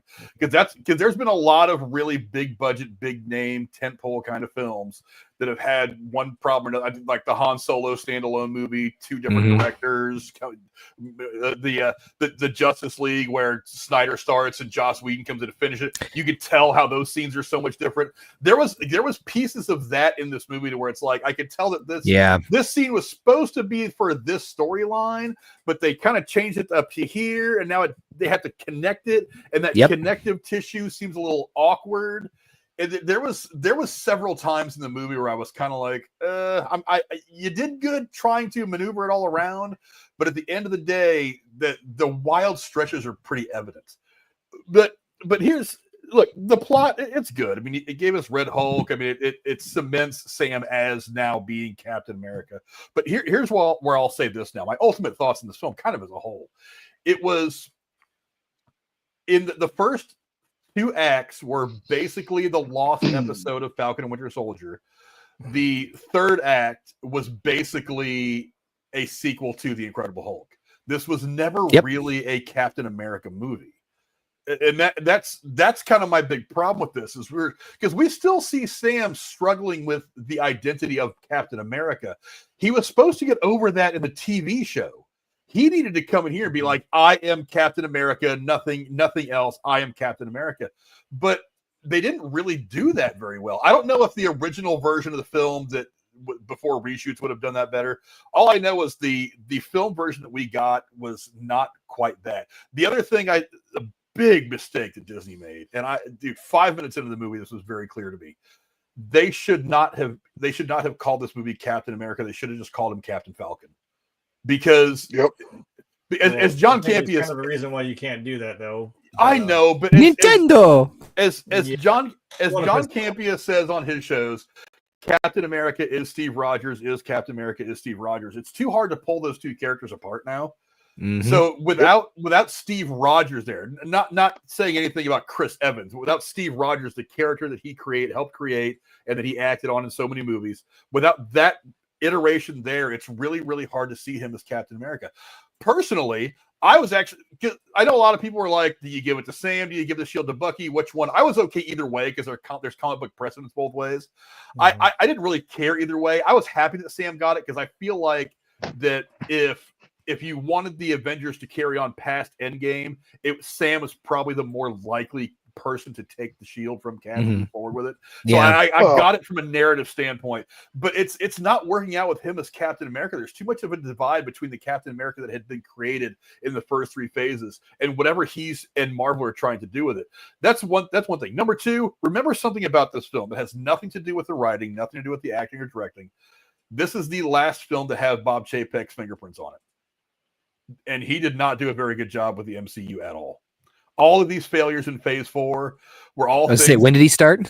All of these failures, because like WandaVision was something that was put in place and mostly organized when Kevin Feige was still working with Bob Iger, and I think Shang-Chi was something that was mostly put together under Iger. Everything else was put together pretty much under Chapek, and that guy screwed the fucking pooch beyond belief. This is the last film that has his fingerprints on it. Everything from this point on is going to be with Iger back in charge of Disney, with Feige having full creative control. That's why I think that while this movie misses a lot of beats, there were parts of it that I'm like, okay, you've given us something to build off of. This movie was ultimately a bridge. It was a bridge from what has been in the MCU for the last couple of years to what is coming, better organized by Feige and Bob Iger and the people they're bringing in and the new blood they're bringing in with the X-Men and all the Fox universe. I could see that. Yeah, I could see that. So yeah, that's kind of what I thought about this movie at the end of the day. So I don't know. What were you going to say, Tex? So you're saying that we're going to be unburdened from what has been? I was about to say the same goddamn thing. I was like, I swear he's going to say it's unburdened by what has been. There's two things here, though. Number one, Sam Wilson, he's not just Captain America. He's also Black Panther. He's also Iron Man. He's also got Ant-Man's helmet. So he's basically the guy version of the chick from the end of Secret Invasion that had all the powers. He is the Avenger. He literally has a little piece of all of them, so that makes him none of them. Anthony Mackie is great as Falcon. I love his Falcon. He's not Captain America. What makes Captain America is the Steve Rogers. The heart that he had. Go back to the original Captain America film where the skinny guy's diving on top of the grenade. That's Captain America. It's not the strength. It's not the whatever. It's the heart that was inside of him. I understand it's a mantle. I understand they did it in the comics, but guess what? Guess who always comes back about 10 issues after everybody's tired of, all new Captain America? Steve Rogers pops back up because he is that guy. Bruce Wayne is Batman. Peter Parker's Spider-Man. Steve Rogers is Captain America. That's all that it is. That's why he should never get rid of the imposter syndrome, because by definition, you're saying that he can't fill in the shoes that he's being asked to do. That's why he should always say, why the fuck am I doing this? Right. He should. Wait, hold on. Here's a question. Would this have been a better Falcon movie? I'd be fine with the Falcon movie. Hell, he's basically if he had just been the Falcon here. That'd be fun. I thought that. I was like, this would be a fucking really good Falcon movie. Yeah, it would be a lot better, actually. Well, that's one of the reasons why I said they should. I'm fine with that. That's why I said they should have called him Captain Falcon and leave the America part off. No, because Captain America doesn't have the wings. He doesn't fly around. So he's still Falcon. He's just throwing the shield around. Then just get rid of the Captain. I mean, there are tons of other Marvel characters. They don't. This was like what we were saying earlier about the X-Men and Magneto before we went on.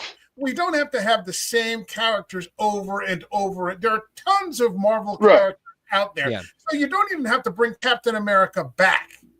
You know, he doesn't have to be recast. He doesn't have to be brought in again. Just like we don't need a third Magneto, in my opinion. You can have another leader come up and, take the mantle, and we'll see how it plays out. And he could have just remained on as Sam Wilson, the Falcon. I mean, in the comic books, Frank Castle takes the shield for a little bit, and even that doesn't work out very well. Yeah, like there are a lot of people who tried to be. Give me a John Bernthal Captain America all day. I was just thinking that. Oh my God! And that's a U.S. soldier or U.S. agent. It's like U.S. agent. John Walker's great, and he did nothing wrong, by the way. Yeah. I love that character. I love U.S. He was the best character in there, except for Zemo. Yeah. But I mean, that's the whole point. No one can fill the shoes, but we have this here, and for some reason they've gone in this direction, and I'm fine with it. I like Anthony Mackie. He's grown on me. The idea of him as Captain America has grown. At first, I was like, "What the fuck is this?" But then I was like, "Okay."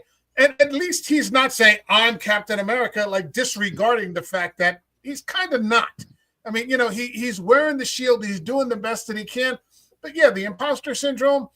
He's got to keep it because what we're all saying here is that they're impossible shoes to fill. And he constantly, more than anybody else, has to be aware of that. Like that has to be his 24/7 thing. Well, to be fair, I think we all know. Goes on, I'm like, you kind of want cooler and cooler gadgets because, I mean, you're talking about somebody from World War II, and now we're talking about somebody current day. It's like, well, there's different threats out there from then to now. It's like, and Steve Rogers worked in the time that he was, needed.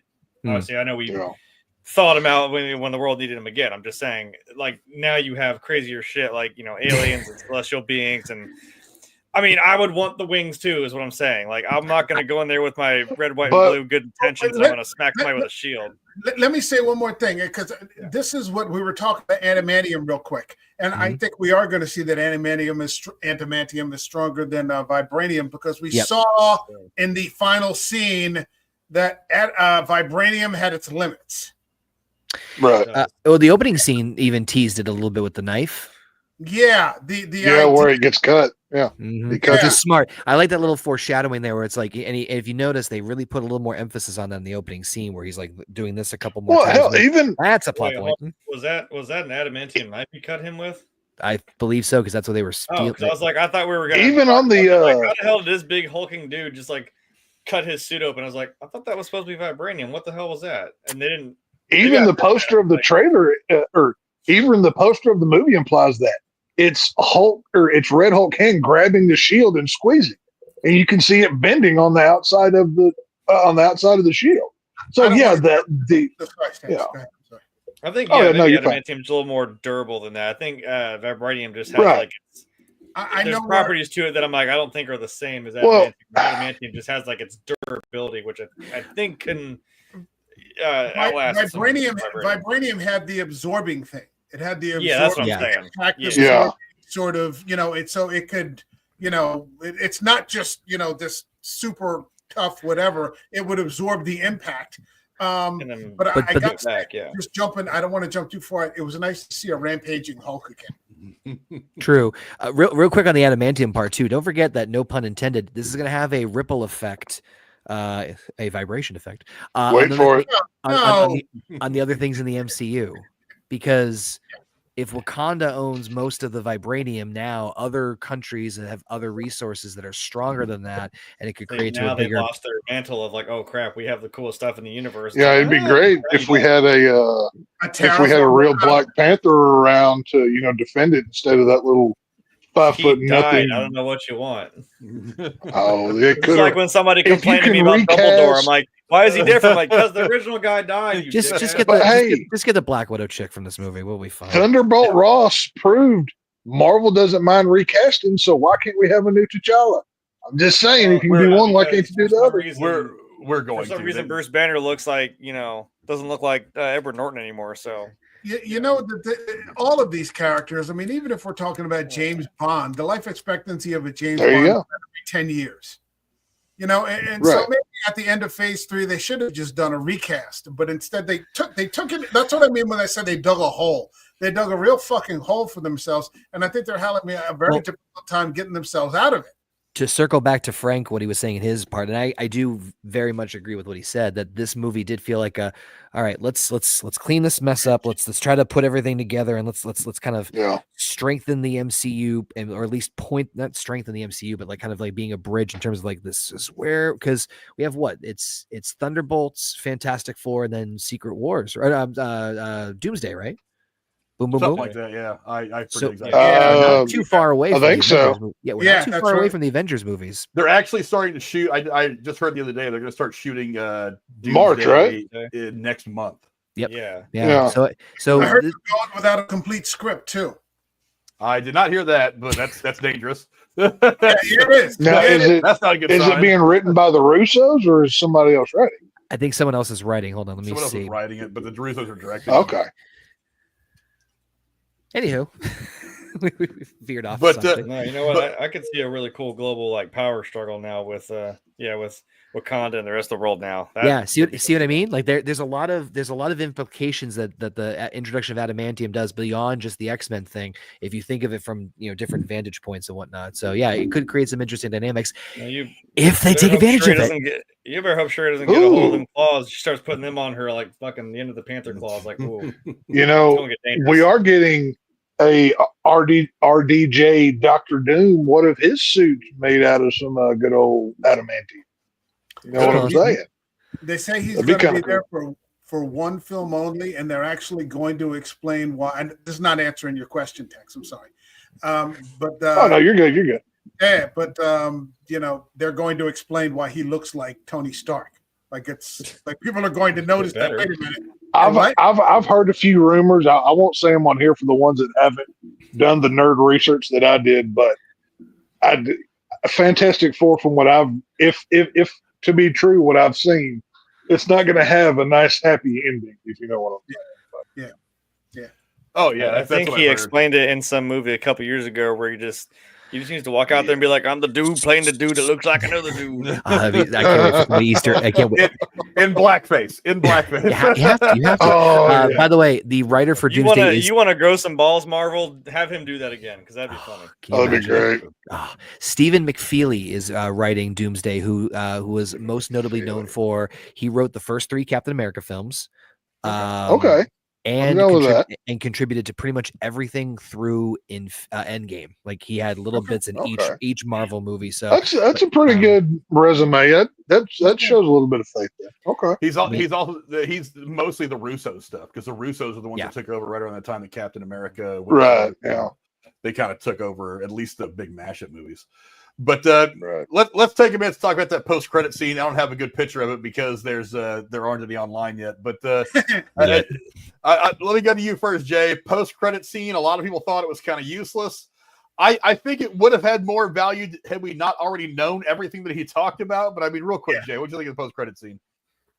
Well, I mean, the point is that Sam doesn't know that. I'm pretty sure. That might be more of a wink to the audience, but I mean, it kind of made me like, I sat there, I was like, you guys go ahead. I was like, wait. I don't know. I mean, are we suggesting more of like, because I was wondering with this, we talked about Fantastic Four. I'm like, it feels like that might be some other universe or something. Yeah, it is. They've crossover, I think. Yeah, they've mentioned before that Fantastic Four will take. They've made sure to make a note that it's on a different planet. It's an alternate timeline in 1963. Yeah, I think so. And the other thing is, like, I don't know how many. I assume most people have done their Marvel homework. I don't know. And what we know from like Loki, I'm like, well, we know for a fact that there are multiple, branches of this timeline and other things. Oh yeah, he's still up there holding trees together. I forgot about Loki. Yeah, gardening is what it's called. Yeah, I know. I was saying, like, I know that he said, Tom Hiddleston said, like, that's kind of it. He didn't really say like yes or no. He's like, that's just where we're at. I'm like, I feel like you don't have to like bring him back full force. Just like, I feel like he needs to be there to. I mean, I guess I'll say the stupid pun to like pull some strings when he needs to. I think maybe address that a little bit because that's kind of a big deal that now all of a sudden he is like sitting there literally just holding like the branches of like reality and time. So you need to have him in.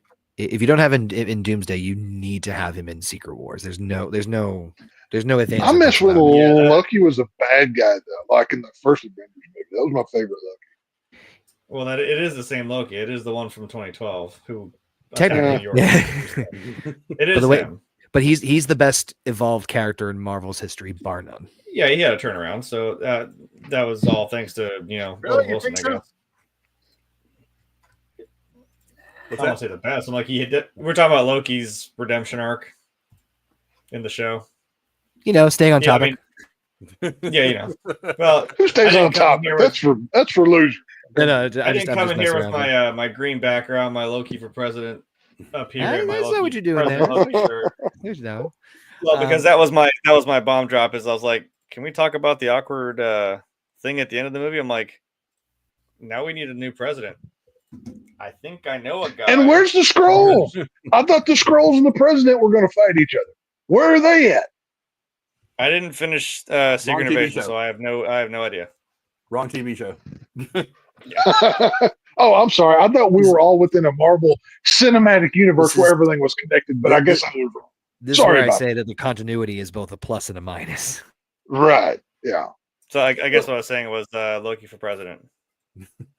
Well, just because something is a problem for one character doesn't mean it has to show up in another character's property.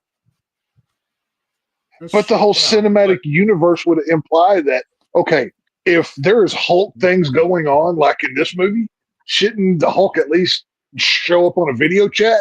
Be like, hey, here's what you're going to encounter, new Captain America?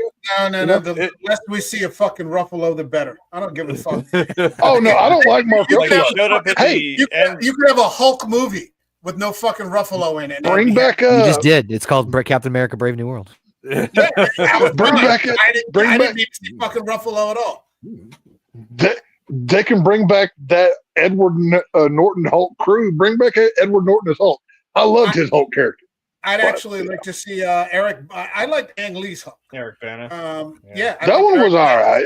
That one was fun. I'll say that. That was a fun movie. Yeah, I was like, I don't know if it was good, but it was fun. I was also it wasn't good at all, but it was fun. When it came out, I was just like, oh my god, it's Hulk! Woo, smash that shit! Right.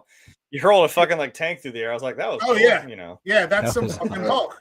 Yeah, that was. So, yeah, to be fair, I was like, I think that's what I enjoyed about this movie. Is I'm like, I just want to see. You just want to see Hulk wrecking shit. Yeah, he threw a fucking like American flagpole through a fucking helicopter. I was like, oh my god. Well, that was awesome. I'll say this: the next one into the other one. I was like, okay. Like how superhero movies, like go back to the Fox days where you had Blade movies, you had Fantastic Four, Spider-Man, X-Men, but they were all disconnected. So you didn't say like, oh, hey, New York is being took. The Statue of Liberty has this glow around it. What's this Magneto guy doing? Hey, Spider-Man, you're in New York. Go help out with that. Isn't that what you do? But now that they're all connected, it's just like Connor just said. It's a curse and a positive. Right, but that's not where they're at in terms of the quality of the rebuild at this point. I mean, this is a first. No, step, I get it. I get what you're saying. From a hole that's like 20 feet fucking deep. So right. you're not going to get to ground level on this. However, I think this was a good first start. I mean, the simple fact that we got away from, like I said before, the action comedies. which we were just fucking deluged with forever. To something that had, for the most part, a rather serious tone. Was it, kind of retreaded from Winter Soldier? Yeah. But I'll take it because it's an improvement. It was an improvement for where we've been for the past 5 years. And then they're going to smack you in the face with Thunderbolts and make it goofy as shit. So, we'll see. We'll see. I'm fine with Pepsi Suicide Squad. I was gonna say it's just their Suicide Squad. It's so cute that they think they're gonna do that right. I'm like, no. What is this? Some kind of Thunderbolt? Let DC have their villains. They do it better. They have to do that line. I have a fun thing for Thunderbolts. I'll say for a little bit later on, but I guess back to the original point was the end credit scene. What we thought of it. I could have written a better one. it just seemed very. It was nothing. There was nothing. Hey, remember what's coming? Yeah, but there was nothing to reveal. Yeah, you know what I mean? I would have rather them go out for shawarma again. Make it funny at least, dude. Hey, who wants pizza? And then the movie goes off. It would have been better than this. It was literally. It meant so nothing. We're talking about other Marvel crap in this segment. That's how much it meant. It was blah. It was whatever. So instinctively, and I'm just throwing this out there, I'd love to get your feedback on this. If off the top of my head, what I would do is I would have a giant chalkboard and the leaders writing all over it. There's tons of mathematical equations. And they're like, what the hell is he doing? And he's been working on this for ever since he got in here 4 days ago. And he's just doing this big mathematical equation. And at the bottom, they're like, sir, what are you writing? He's like, our future. And then he just circles a big word that just says doom at the end. That would have been cool. That would have been cool. All I need to do. Easy peasy. That would have been a lot better. I don't know. What do you think, Werewolf? Well, credit scene, necessary or not necessary? What do you think of it? No, it was unnecessary. There's nothing to add. There was nothing to add. I think it lacked any sort of self-awareness because they have to know that everybody on X pretty much knows anything. As much as there is, as much as we can know.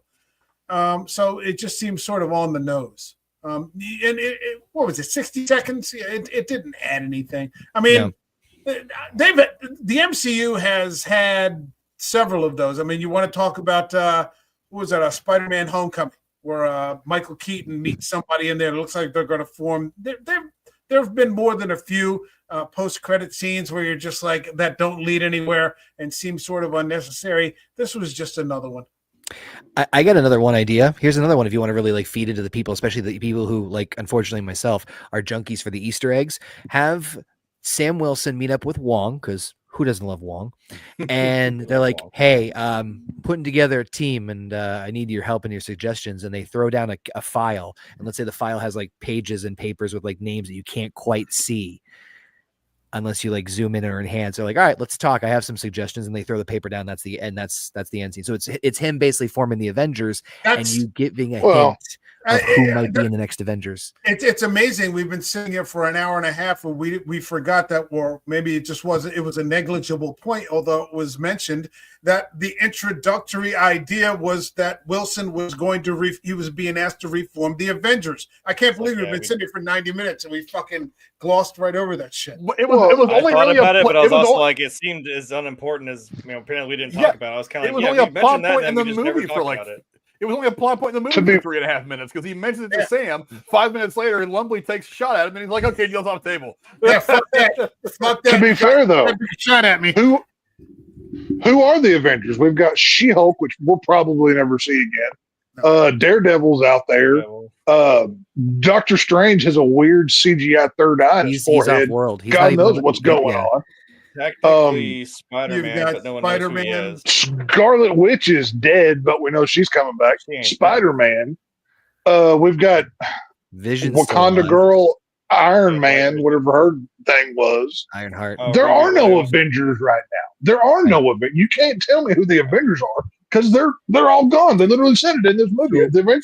So my point was, if you wanted to start building that bridge and start pointing the audience in the direction of, hey, this is where we're going, this is where things are going, that would, again, just a little fun thing for me. It would be a fun little tease where it's you see quick flashes of names and it could be hints to what could ultimately be the event, like the next round of Avengers. Maybe some of the Thunderbolts' names are in there. Who knows? Doomsday is like a year away, right?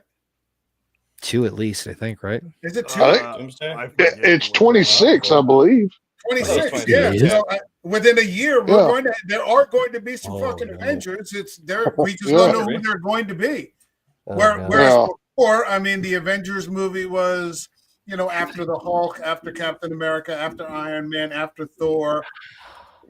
2 Iron Man movies, Black Widow and Hawkeye. Shit, you're right. Technically, they're on a different planet. But Deadpool, we did see in Deadpool and Wolverine, Thor crying over Deadpool.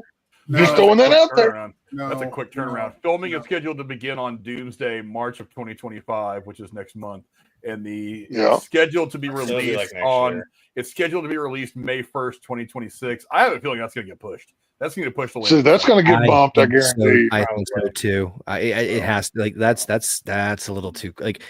Listen, I'm actually I'm very hopeful for the Avengers movies with the Russo brothers in charge. I'm just throwing that out there right now. I'm not saying they're the saving grace, but like I have a lot better faith now. But Infinity War was better than Endgame. I will say that. But I'm still a little. That's a quick turnaround. That makes me nervous. I wouldn't be nervous if I hadn't heard that they hadn't completed the script yet. But I did. I saw that. Nervous. I saw that several posts on that. I didn't see a link, so it could have been somebody just spouting bullshit, like somebody saying after Secret Wars there's going to be a reboot. There was no link to that either. So it could be just somebody up there spouting whatever. So you're not hearing it from like the Hollywood Reporter or some shit. What's your source? Trust me, bro. There's my source. Yeah. So.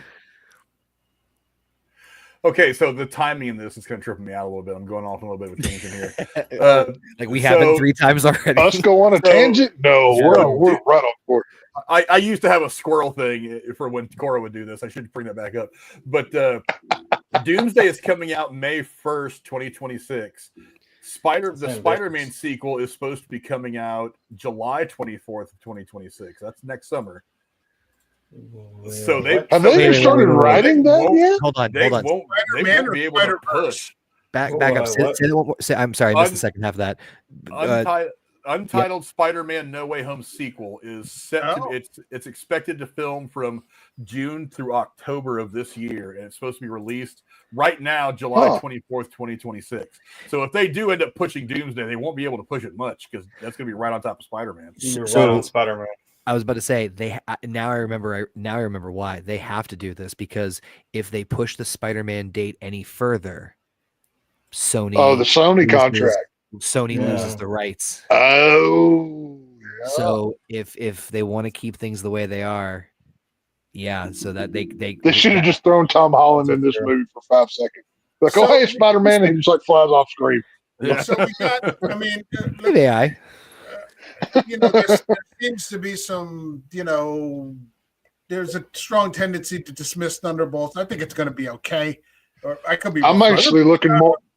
I'm more excited about that than I am this movie. I mean, John Walker. It makes no sense for Anthony Mackie's Falcon to be. You've got Bucky. Okay, why is the guy with the superheroes, crap in him in the metal arm running for Congress, while the guy with no powers is pretending to be Captain America? Makes no sense. Then we've got U.S. agent out here who's just as good as Captain America. If anybody's going to be a backup, he's who I'd go with. Just saying, whatever. I don't know. I think Bucky's still trying to do the right thing, like he was from Falcon and Winter Soldier. He's trying to make amends. Yep, that's what I got from the trailer. Okay, so what better to make amends than by picking up the shield of the guy that saved you and go save people instead of joining filthy government? I think he's had enough of that life, man. So, maybe I can see that. Two more quick 110 things. years to do that too, Yeah. 2 quick things on that Thunderbolts thing, since we're on this tangent. One, I love the part where it looks like John Walker's shield is wrapped around his arm like a Pringle. And 2, I noticed that. Yeah. And 2, I actually have a very bold prediction, and you're probably all going to disagree with me, but I have a weird. I think every Thunderbolt except Yelena is going to die. I could see that. I mean, probably. I could see that. I'd be perfectly fine if if only John Walker and Bucky lived and everybody else died. I don't like any of them. So kill them off. I didn't even see Black Widow, so I don't know half the characters. Like I don't know David Harbour's character or Natasha's sister. I didn't watch that movie, so I'm kind of going in there without that expectation. I'm kind of glad for it because it would diminish things even further. Probably just be a fun in anime terms, it's a filler episode. Well, you don't have to watch it, but not just that. Basically. But I have seen, now this is by no means come out of my head, but while there's an asterisk at the end of the Thunderbolts name, they won't be the Thunderbolts by the end of the movie. They're going to be the Dark Avengers, is what they're eventually going to be called. That's why it has the asterisk. I heard that like 2 weeks ago or something. I wouldn't be against that. I also heard that. I just thought it was because they're trying to whitewash anything that has to do with Thaddeus Ross publicly after what just happened. It's like who? President who? No, he wasn't president. That's why I'm like, we can't call ourselves that because Ross is under such heat and If possible, Thunderbolt Ross. You're gonna gaslight me that I didn't see that motherfucker turn red. If he, if Trump was in the MCU, he'd tear the shit out of that celestial island. He'd just take that crap for himself. No. He'd be fingers. He'd be tariffing Wakanda. Wakanda 3,000% tariffs on their students. Well, Wakanda's an ethno state that thinks they can do whatever they want anyways. They need to be dealt with. They were really. Everybody forgets how fucking, or maybe you don't forget how fucking annoying Wakanda was in Falcon and the Winter Soldier. Oh, they were horrible. What the fuck, man? Like, who invited you? Get out. They were kind of a pain in the ass, but they needed a reason. Wakanda just walks into the World Summit like, yeah, screw y'all, we can do whatever we want. Yeah, no, we're going to war with y'all. Like, bring your best. Like, that's the right action. You kind of threw T'Challa a middle finger when he was like, well, okay, well, we'll work with y'all. We'll share our stuff with the world. And his mom was like, nope, no. I'm like, okay. Right. Yeah, I didn't see that second Black Panther movie either. I heard it didn't miss anything. Yeah, you're better off for not seeing it. You didn't miss a whole lot. So again, similar vibes to this movie. Yes. Interesting. I have to believe that this is better than that second Black Panther. The only movie that I saw was the Doctor Strange movie. Because it was directed by Doctor Strange mom. Yeah, Multiverse of Madness. Yeah. Who directed that? What was it? Sam Raimi. I love Sam Raimi. I'm an Evil Dead nut. Sam Raimi is one of my favorite directors of all time. Like it. But he was so handcuffed by that movie that that was not a Sam Raimi. Are you sure? I think he made a horror movie and forgot. Oh yeah, this is supposed to be a superhero thing. I think. No, Sam Raimi. Darkman by Sam Raimi is a tremendous film. Darkman's a great movie. Darkman's great movie. I love that movie. I'm very disappointed in the internet now that I think about it. Of all the shit that I've seen on the internet just in the last month, it took you a while. Why have I not seen somebody put their AI skills to use and have Donald Trump behind the Oval Office desk talking about adamantium? We've got all this adamantium. We're going to give it to Elon. He's going to build rockets. He's going to go to Mars. He's going to do great maybe he could actually make the damn Cybertruck like actually indestructible. The other day, the U.S. government has taken its time to secure itself adamantium. One of the most strongest metals, bigger, stronger, more expensive than vibranium. We got to tear Wakanda. Missed opportunity. Somebody get on your AI shit and make that shit happen. Give it a few months. I hope it won't take that long. I don't know if you've been watching Alex and the Garbage Man, but it's like I sent him something that I found on Twitter where they had used some AI to where Donald Trump said he's going to bring it back to where you can start calling your friends retards and the F word. Oh, I did see that. I think I did see something like that. It's like, we're going to bring it back. We're going to bring it back. You should be able to do this. Bring it back. I did see that. It's going to be great. See, I didn't need a executive order from Trump to stop saying those words. So, freedom of speech, but I do what I want. I was about to say, like, we were told to stop. Goodness gracious. Let's get into some trivia now. And I managed to find a few decent pieces of trivia despite the fact this movie was kind of new. Oh, geez. Let's see. I don't think I pulled the picture up. Damn it. Do I have it? No, I do not. Frank, before you get started, I got to break off. I got to get up at 4:30. Okay, bro. About 10 p.m. here. Brothers, it's been really great to see you boys again. Glad you're here, partner. Yeah, man, mate. But let's do it again for Thunderbolts. Damn right. We will. We will. Yeah, right. I'd love to see you all again. Hey, shout your channel out real quick. You got anything coming up in the course of the next few days you want to shout out real quick? Tomorrow night, American Werewolf. We'll be there talking Kurt Russell and Bone Tomahawk. So we're going to be talking some Western horror. Ooh, that's going to be a good one. And then Friday night or this weekend, I'll have my review up of Oz Perkins' The Monkey, because I'm going to see it Friday night. Got my 7:30 ticket. That looks fun. That looks like a fun movie. Good to go. Yeah, good to go. Good to go. American Werewolf, New Jersey. Link in the description below. Go check out him and all the cool creators. See you next time, brother. Appreciate you, brother. All right, guys. All the best. Adios. But let's go ahead and get into some trivia now. Like I said, I managed to find a few good ones, and I'm really mad I didn't get a chance to pull that one great poster that came out really late in the game. But the one actually is this one. I ended up using it differently. It's what I used for the thumbnail. One poster showing Sam blocking Red Hulk's punch with his shield. This is an homage to the cover of Captain America number 230, which came out in February of 1979. God. Drawn by artist Ron Wilson. Very nice. See, I know not the first time Marvel's done that either, because they had no. They've replicated comic book covers all over again. Famously, that one where the Iron Man shooting the thing at Cap when they're in the middle of their fight at the end of Civil War. Civil War, yeah. Oh yeah. See, I know, like this is the biggest nerd. Like we should be having this conversation in a comic book shop, going well, actually. But I know he's wearing the vibranium suit. But the fact that we've seen what a Hulk can do. He should be a pilot. Like his arm should be like he's dead laying on the ground at that point. That drives me crazy. Like, it was just, that's why I was like, why is Captain America has so many cool villains? We've seen Red Skull twice, and they just wasted that character. He now has to face Hulk bad guys. That drove me crazy. Wasted opportunity. They should have done. Do you want him to have the damn wings or not? I do. That's the thing with the wings. He doesn't even need the shield. The wings were doing the job. Yes, yeah, because God damn it, it should. You're not going to stand here and take a punch from the Hulk. And not just that. As he's throwing the shield, he's throwing it like he's Steve Rogers with the superhero serum or whatever. He's a normal guy. He has normal strength. Yeah. How can he throw the shield at the same velocity as Steve Rogers? I got you there though. They did show John Walker. They did show John Walker pre-soldier serum doing the same thing. Okay, well then that completely devalues Steve Rogers throwing the shield post superhero serum or whatever. You know what I'm saying?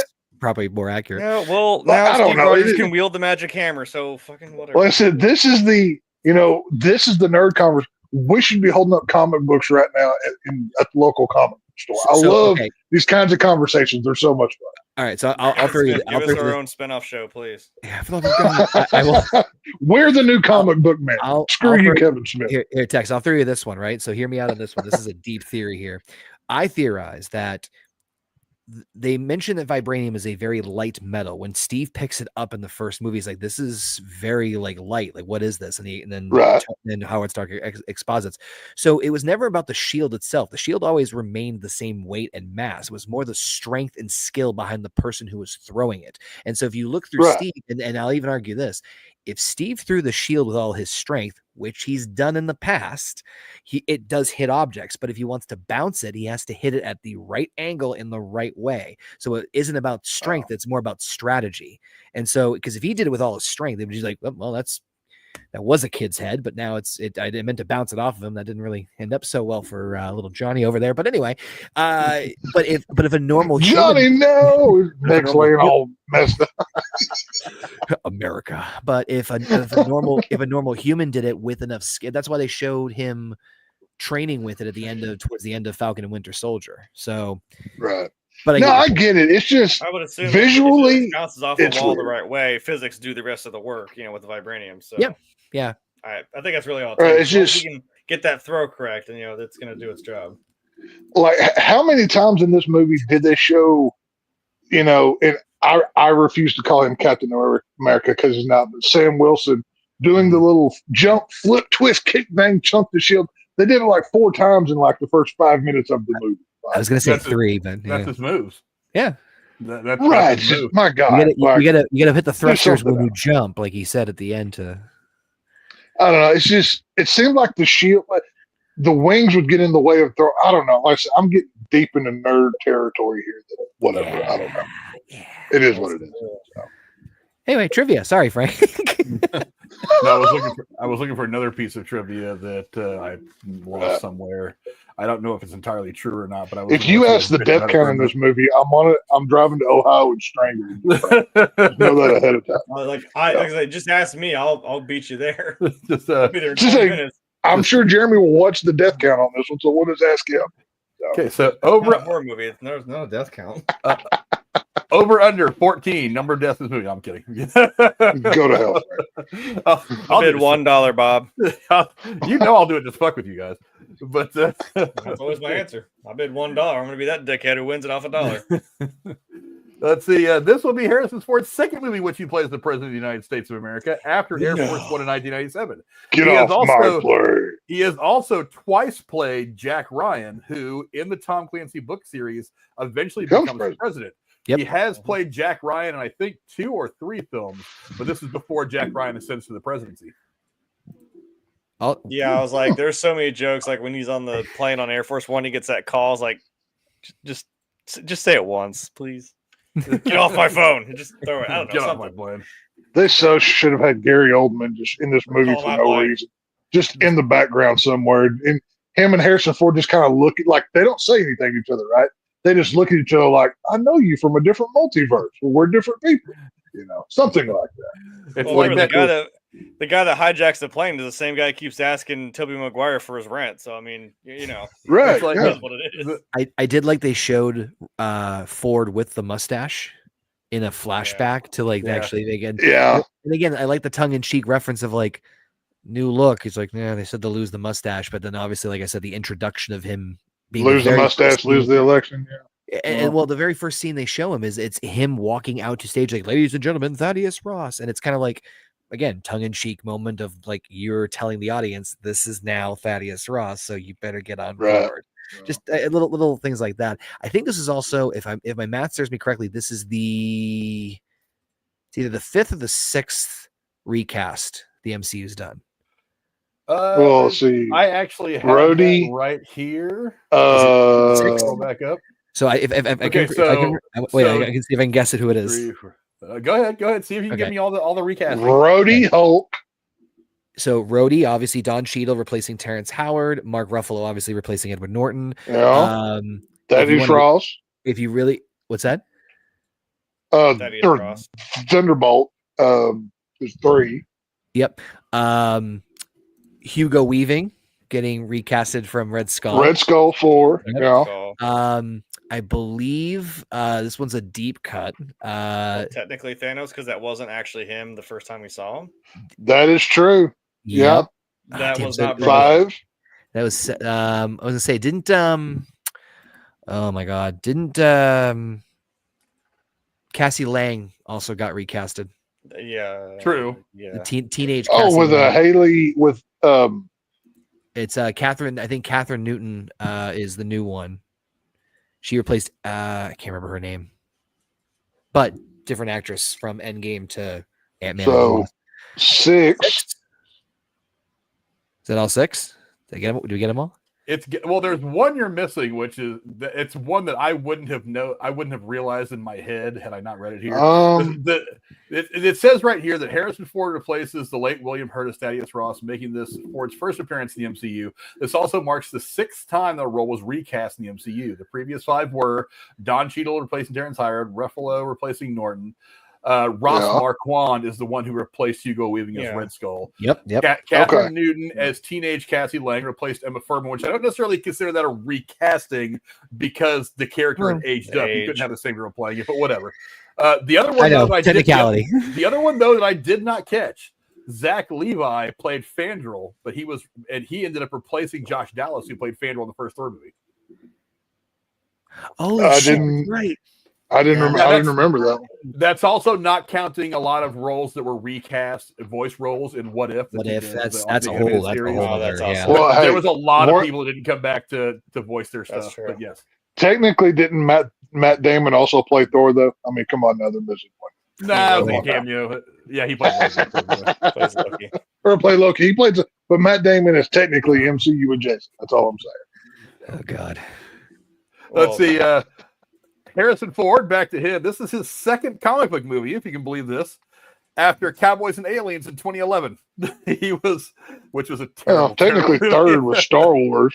Star Wars is a comic book. That was definitely it became. Well, comics so was Indiana after, Jones. It became became comics after he was in the movies. Yeah, but he was also considered to play Batman in the 1989 film, and Dick Tracy in the 1990 film. Would have been perfect for Dick Tracy. I like Dick Tracy. I had all those action figures as a kid. I had all of those. Oh, God, that would have been cool as hell. Now I not that I'm mad. I mean, I like the one we got, but damn, that would have been cool. I want to go back in time and see a Harrison Ford Batman, like prime Harrison Ford. That would have been cool. You're Batman. I know. God damn it. That's how you I tell you what, work, folks. he would have. Joker would have put the glasses. Like, you wouldn't hit a guy with glasses, would you? Pulls out a gun, shoots him. I don't know. With a whip, a sword. Oh man. I also know as far as a trivia fact, if I'm not mistaken, since we're now in deep in spoiler territory, that brief scene with Bucky, he's been in all 4 Cap movies. Yeah. He's the only actor that's been in all 4 Captain America movies. But I think his scene in this movie was a late add-on because that felt like that was one of the late reshoots. Like him and the Giancarlo Esposito. I think when we got so little of them, and I think that was like last-minute reshoots to just beef up the cast a little bit. Agreed completely. Well, I mean, it felt. I don't know, but it felt like it. I will go ahead and get to this piece of trivia, which I was holding on to. It was going to be last just because it was on my list last, but I will give it to you now since you mentioned it. The character of Sidewinder was actually added to the film during reshoots. Yep. Yeah. He's like in the 11th hour they cast him. So wait, does that make me an insider for Marvel now? Can I start putting that on Twitter? Yeah. You get the blue check mark. You're good. I'll call Elon. We'll make it happen. I did think, he'll make it happen. As happy as I was if they cast him, I did think it was odd if they had cast him so late in the game. It's not completely unheard of for a role to be cast after principal photography starts. It happens quite a bit, but I was like, a role this big, I'd have thought you'd want that guy under contract and ready to go on day one of principal photography, as opposed to. Well, we did that with Hugh Jackman. I mean, how late did he become, Wolverine? So. Well, I know. I'm saying. He was younger man than I'm saying. Going to get. Do y'all think that they will put all of the footage that was not used from the other shoots as extras or deleted scenes on physical media when this comes out? Because I would love to see. I would love to see like it. If obviously what I would want is like do like what Clue did. Like whenever Clue came out in theaters, there was like 4 different versions that had different endings in the theaters, right? Yeah, that was cool shit. Put all of this on the Blu-ray DVD so we can see like Seth Rollins what he had to do with it. He probably didn't do much, but I would love to see. And say, hey, look, these are just multiverses. We have to get all these idiots that did the whole release the Snyder Cut bullshit on Twitter. We need to get them to go after this movie now. That's what I was about to say. Yes, please. Yes, please. Take that weaponized Twitter and just go nuts so we can see the rest of the garbage footage. God, that Snyderverse shit was so. Hey, I'm a veteran of the Snyderverse war. For like 2 years, I was throwing that crap out. I got the badge of honor. I got the whole awards. It was a whole thing. Purple Heart. It's fine. You got PTSD from that. That's the problem with He can't fucking. He wakes up in the middle of the night like, Green Lantern. Right. Josh Whedon, no. Oh, God, no. I got like, nightmares and crap. It was horrible. Don't touch the script, Josh Whedon. He takes a few seconds to wipe his eyes when he wakes up because you think he's seeing shit in black and white. He's like, okay. How come you made Batman make jokes? That's not what Batman, that's not what Batman does. crap like that. Yeah. Here's It was one that I bad. absolutely do not agree with, and they do this, I'll be kind of pissed. According to Falcon and Winter Soldier showrunner Malcolm Spellman, there are plans for Sam to receive a power which enables him to talk to birds, which is part of the comics mainstream universe. God no. No. So is Marvel's You Aquaman. don't have to do the goofy comic stuff, okay? Don't do that. Why? We're gonna make fun of you like Aquaman for the same reason that you talk to fish, okay? Don't turn him into Dr. Doolittle for fuck's sake. Just because he looks a little like Eddie Murphy doesn't mean we need to make him look like act like this. Like, stop. Yeah. Sheesh, no. I don't know how that's gonna help See, either. I feel like that idea came from like a writer's room of people that's never actually read a comic book. They're like, oh, hey, he has wings like a bird, so maybe he can talk to birds. The Red Wing drone is the best compromise of that. Like that is I think that's what that's for. Yeah. Like that is what that should be. That is. Didn't he have two in this movie? Yeah. Or was I imagining that? I thought so. Okay. Yeah. I think it's like one that splits up into two or something like that, but it's pretty. Yeah, because like whenever whenever him and Hulk are fighting, they're like shooting lasers at him at the same time or whatever. Also, real fast, when Hulk grabs Sam and he's like holding his back out like to him and he's plucking the wings off of him, I almost pissed myself laughing. That just looked like he was holding a child and just taking like undress. I just could. It just looked funny as hell to me. Like it looked like he was like, and he just like holding him like a child and just like, you're gonna take. Like I said, maybe like I said, if we're gonna have Hulk villains, maybe have Hulk in the movie Marvel. That crazy idea. I don't know. Well, I think they overdid it too. I think that Hulk, like, as much as I love the Hulk scenes as well, we saw 85% of them in the trailers and the commercials. Unfortunately. If you watch the trailers, you saw everything. The only thing you didn't see was the dialogue in between the action scenes. Which literally they go in the theaters now. Right. Well, and that's another reason why I hate this movie so much is because like I said earlier, I love the Edward Norton Hulk. It's one of my favorite Marvel movies ever. And actually, we're going to review it myself. I would have loved to have seen a true sequel to that movie with Edward Norton, which we're never going to get. But now they've wasted that opportunity by making this god-awful abortion. Like, what are we doing here? Like, you screwed the pooch there. Remember, there's the multiverse, so you could have him come back. I've heard a lot of rumors, and again, I heard the same people spitting the same rumors about Deadpool and Wolverine, all the cameos, and a lot of that shit actually ended up never coming to pass. But I've heard a lot of rumors about what Doomsday and whatever the hell Secret Wars, yeah, because it's supposed to wrap up the whatever the hell multiverse thing Marvel's doing. Thank Christ. Yeah. But I've heard that Chris Evans is coming back, Charlie Johansson is coming back. Yep. And that there's going to be a Dark Avenger or an Evil Avengers. Wait, ScarJo's coming back even with the contract dispute stuff? Yes. And the lawsuit? Yeah. Wow. Yep, they looked at her. They looked at her and were like, "Hey, you want to come back and play Widow for another glorified cameo? We'll pay you $5 million." She's like, "Oh yeah."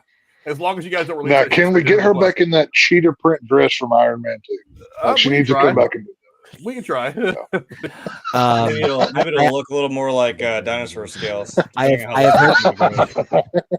have heard the same thing, where the idea being a Captain America that is on the side of Hydra and the Maestro version of Hulk, which I think, if those who don't know, it's like, kind of like the smarts of Bruce Banner, but in the Hulk's body and in the Hulk's brain. So it's like Hulk has super intelligence, but Hulk is still in control. Well, technically, they did that in Endgame, though, too. I mean, Hulk's wearing. Well, Professor Hulk is different than what he's describing. I know. No, different beast. Plus, the Maestro Hulk is also evil, too, though. He's more of an evil version. That's what the whole thing is going to be. Is there's going to be some period of one of these movies where we're going to have the evil Avengers, the evil versions of these characters, fighting on behalf of bad guys instead of good guys. It's a Saturday morning cartoon trope. Oh yeah, and it works. Oh yeah. Why fix the wheel if it's not broken? Right. That's why we have Bizarro's things. That's damn right. We like you that idea. You wouldn't like it when you say. Let's see. More Harrison Ford. Why am my thing not working the way I want it to? We'll go to this one next. Let's see. Harrison Ford, who replaced the late William Hurt, actually lost the Oscar to Hurt for Kiss of the Spider Woman in 1985, after Ford was also nominated that year for the film Witness, at the 58th Annual Academy Awards. Despite this, the two never worked together. Shame. That's unfortunate. That's That is a unfortunate. shame. Yeah, I mean, I know Harrison Ford did fine with this, but I miss the William Hurt version of Thaddeus Ross. I liked his better. I'm actually in the middle of rewatching The Incredible Hulk. Honest to God, before anything with Captain America even was coming about, but I was rewatching because I'm doing all the Marvel stuff again, and I'm right there with you, man. He was so nailed good. that role, nailed it. He was so good. And I hate what they. I wish they had not cut out Abomination like they did for that stupid She-Hulk TV show.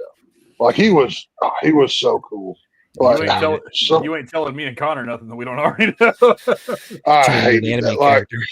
I can't believe we're sitting here not talking about Mr. Sam Elliott, but okay, guys. Oh no, I'm not. No, Sam Elliott, he class of his own. Like I don't include the Ang Lee Hulk talk with this because it was so disconnected. That was a thing that happened, and that's all I can say about it. Yeah, no, it happened. I'm just comparing. I'm staying within the MCU here. If we're comparing either to Sam Elliott wins. There's no agreed. That is a TKO knockout easy. But staying within the MCU proper, I would have took William Hurt over Harrison Ford. But whatever. I was kind of hoping I still had a picture of Sam Elliott, but I think that might have been on my old computer. You should always have a picture of Sam Elliott. I really should, just in case. Not just any Sam Elliott, but Roadhouse Sam Elliott. The Roadhouse on this one. Ooh, Roadhouse or Tombstone. Either way works. They're both great. Ooh, but that's a hard choice. One last piece of trivia. Let me find. I think Roadhouse Sam Elliott wins overall, but I love them. I'm just saying there's me and Frank's debate again because one came out in the 80s, one came out in the 90s. So that's gonna be a fight for another day. I'm telling you what. Right now. The Red Hulk there was. Let's see. But one more piece of trivia. The final act of the film is set in Washington, D.C., noted for its cherry trees. Director Julius Onah had vivid memories of the cherry blossoms from having lived in D.C. and Arlington, Virginia as a child. To him, they aligned with the film themes of empathy since they were historically gifted from Japan as a sign of friendship. I can kind of see that, but I will say this, that visually for the fight, it was a great choice. Yeah, it was like thematically with that whole empathy thing. But well, I mean, it does cater back to Ross's kind of side story. So fine, I'll give you that. But more so, my takeaway, the visual aesthetics was just very, very nice. I'm surprised that you. I feel like they dropped the ball with the ending there. Yeah, like, the whole set up this whole thing where it's like I see it coming, like he's gonna say something to his daughter, and then he's gonna Hulk out.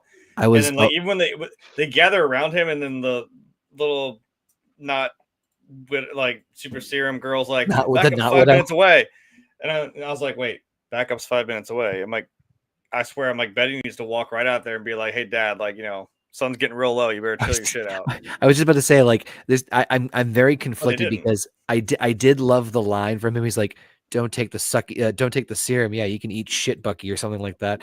I thought that was a funny, clever line where he's like, womp, like, you know, fighting the Hulk. But yeah, I did like, I'm like, please don't make it a sun's getting real low. Please don't make it a sun's getting real low. And that's exactly, I'm like, mother. Yeah, I was like I said, you could have just had Betty walk out there and they could have like held hands and taken that walk finally and said, hey, I promise you we'd take a walk to the trees. But thank you. I would have taken that. I would have stood. I thought that's where we're going. And they're like, nah. And Sam's like, actually, Sam did the line from, I know our favorite Ant-Man movie where she says to MODOK, like, have you ever tried not being a dick? And it worked. It really is. No, I know how they should have ended this movie. They should have had do the whole therapy thing, right? You know, the sun's getting real low thing, and have Captain Falcon walk up to him and do like the whole hand rubbing thing, and then Red Hulk just grabs him by the head and goes and just kills him, and that's the end of the movie. That would have been better. Boom, right over his head. Yeah, that would have been a better ending. That would have been better. But there is one fact that I'm surprised you didn't have in there. Have y'all seen the merchandise for this film, like the action figures and stuff? No. Most. I haven't, no. Go look at the Hulk action figures. I don't know if they didn't make a new sculpt for Red Hulk. They literally took the old Hasbro Hulk figures, and just painted them red and black. It's the same Mark Ruffalo head sculpt. So either, well, it's one of two things. Either either Hasbro either Harrison Ford was cast too late for them to, see, 3D print the head sculpts and get them whatever, or Hasbro knew that, hey, this movie's going to suck. We're just going to send the old Hulk toys out, except they're red this time. One of the two happened. I think it was just like cheap labor marketing ploy. I agree. Because I mean, like they're to sell the movie, they gave away the Red Hulk stuff like all through marketing, right? So and like, oh hey, we have a shit ton of Mark Ruffalo Hulks left over. What do you do? That's literally what it is. It's now the Funko Pops. So let's get them out of here. The Red Hulk Pops look similar or kind of similar to Harrison Ford. But the action figures are literally just the same Hulk figures that Hasbro's been pumping out for the last 10 years. Kind of just red. So it's they didn't want to make the new head sculpts and whatever. But, for the collectors out there, which I am, I don't collect Marvel stuff, but I do see what's going on. Whatever. Another thing too, I just found that confuses the timeline of this whole thing. When the leader, Samuel Stearns, first meets Captain America and the Falcon, he mentions he's been locked away for 16 years. The last time Samuel Stearns was seen was 2008, 17 years ago. But since then, there's been a 5-year time jump due to the blip, meaning that either he was blipped or the writers forgot this and he was locked away for 21 years. Could you imagine if he was he's in prison and then he gets blipped, but he gets brought back only to go right back in prison? That'd be a kick right to the throat. That I think would make more sense. He was in prison when he got blipped, and if you notice, when the people get snapped back, they appear right where they were at when they were blipped in the first place. So if he was in prison, it makes sense that he would be blipped right back into prison. What a dick! What a kick in the dick! That's what I'm saying. That would suck. That would be horrible. Yeah. That would be absolutely terrible. I mean, but how would anybody even know he was there? Because assuming that Ross doesn't get blipped, which is never really makes it clear if he does or not, he has somebody watching. He has somebody watching him the whole time. So if that guy's like, these people just blipped, this guy just disappeared. He floated off into dust and ash. After a couple of months, he's like, this guy's not coming back. So he probably pulled all the security out of that place, closed it down. So when Samuel Stearns comes back from the blip, there's nobody there to even know about it. Well, the guy's just locked in that cage. Well, okay. How long was he getting those pills from him then? Because he said, like, I started to die, so I reached out to him to get that stuff. So I'm like, well, when did that happen then? If he was, Oh man, we're going. It's almost like this crappy movie has plot holes that the writers didn't think about. That's crazy. There's no way that's true, right? No, there's no way. It's Marvel. Nah, what are you talking about? I'm not burning this hat for no reason. There's a lot you have to take on faith for these movies anyway, because there's been this running gag about like if people blip back exactly where they were when they were flying, what about people that were on airplanes? Did they come back on the airplane on the ground or in the sky where the airplane was? Say someone like they get blipped and they're like say they're they lived in a house and it gets demolished and some big building gets put there. I'm like, do they just like spawn into the wall and all of a sudden they just die? Like, there's something there that wasn't like logistic things here. I think me and Frank might have talked about this in the Horny Goat when we were doing the review of Endgame, where it's like the blip is so fascinating and it's really frustrating that they didn't do more with it. Yeah. It's like it's a thing that happened. Then that's about all we're going to say. To be fair, though, if you can accept that Captain America goes back in time, lives out his life, does nothing for all of the wars, 9/11, all of the assassinations that have happened, does nothing. If you can accept that, he is still a hero, when he knows that Martin Luther King and JFK and 9/11, if you can accept that and he's still a good guy, then you can accept that this was a crappy movie full of plot holes with no issue whatsoever. Because technically, Kang let it all happen. Technically, Loki let it all happen because he's up there fiddling with trees and whatnot. That was after. He doesn't take over control of the sacred timeline after all that. After all that. See, this is why I say this is why this is dumb. We're gonna need 3 more hours to talk about multiverse and timelines here. We need overtime. Because people who overanalyze shit like most of us are going to be like, whoa. But what about? When you think about it for like more than 5 minutes, you're like, But wait. I hate that we're this deep into this now. I hate this. One of the brilliant things that the Russo brothers we've kicked that door down already. There's no way we're getting out of this. One of the brilliant things the Russo brothers did about the whole time travel aspect of going back and getting the stones is they didn't explain why it worked. They just said, "Hey, it works. Go with it." No explanation. Tony Stark fizzles around with his little special hollow computer. He goes, "Shit, I figured it out." And you're just supposed to go with it. You don't ask how it works. They even make fun of the fact that they don't explain it by saying a time machine's a bunch of bullshit. Yeah, time travel doesn't work that way because you fucking all this. They even made fun of it with that scene. And they were just like, go with it. We figured it out. Go with it. Don't ask the questions. Just go forward. We're like, okay, let's go forward. To be fair, that is also literally the explanation of, and we're going to keep getting into the weeds here, that the reason that Squirrel Girl is the only one who's actually defeated Thanos is they just literally said, because she did. Just go with it. I'm like, because it's written. I don't need it explained. It exists in the world. You read it on the page. I know, like that's literally they're just like, yeah, she did it. I'm like, how? Don't ask. That's literally the original. Trust me, bro. They're like, yeah, she did. I'm like, okay, whatever. So wait, go back to the original point of this. You're saying about like that he. We had an original point. I forget. Yeah, here, seriously. It's back there on the other fucking end zone. The debate was the time jump, right? Yeah, sure. Why not? Sounds good to me. No. The debate was like if the leader, the question ultimately was the leader blipped when everybody else was, right? Because then otherwise it would screw up the timeline with everything.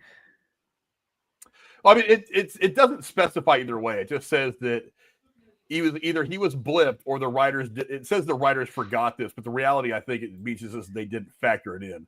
So you can assume that he's been locked away for 21 years and that neither he or Ross. Oh, that was it. Yeah. Okay. So I think the assumption is that neither he or Ross blipped and they both escaped that particular problem, and that Ross is just holding him. I don't know if they ever said if Thunderbolt was blipped or not. Did they ever state? Well, Yelena was. Yeah. Yeah. It doesn't. He's talking about Thunderbolt Ross. Thunderbolt Ross. Yeah, Thunderbolt Ross. Ultimately, I don't think it matters for the purposes of anything. You can assume that he was or wasn't. It doesn't really matter. Yeah. I don't know. But whatever. All I know is they're all back. Oh no! You ready for this? You ready for this? I'm going to throw the wrench in this conversation and never end it. Jesus! Another one. We're to have a full toolbox. Ross was officially blipped. He shows up on the list of victims in Endgame. When I was just about to look that up. Yeah, that's what I just looked up. So Ross was blipped. I was thinking like maybe that would explain my own question. Where I'm like, well, how long was he doing that then? If he was getting that stuff from the leader, I was like, well, maybe if they were both blipped, they both about at the same time. They were in the same. So let's say Thunderbolt Ross was blipped. But the leader wasn't. But he was still locked up making heart drugs with Hulk blood in them. So we'd have to. When did that happen? I'm assuming that happened later. We may not have even known. Fuck. We'd almost have to assume that if Ross was blipped, we'd almost have to assume that the leader went with him. Leader went with them. Like there's no other way around. Yeah. Yeah, no, if one goes, they both have to go because their stories are so tied. Yeah, for the sake of this plot point, it would have to. Right, yeah, they would have to. Damn it, Frank, why do you have to throw out those situations like us and look this up? Well, I'm looking at the list of people who got blipped. This is according to Screen Rant. Oh, yeah, okay, I got the Thaddeus Ross. Thaddeus Thunderbolt Ross is William Hurt is another character who might have been snapped off by Thanos off screen. He only appeared after the snap at Tony's funeral. After that, everybody would have been brought back anyway. Oh, I thought there was those involved with Avengers Endgame believe he was snapped. The final script for the movie even included his name among a list of victims, although that didn't make it into the movie itself. Should Ross return to a future MCU project, his fate could then be confirmed. But it doesn't actually confirm in this movie whether he got blipped. Oh, man. Do we see him after Civil War? That's William Hurt's last appearance, right? No, we see him in Infinity War. He's in Infinity War for a moment. Remember, he's like, arrest him.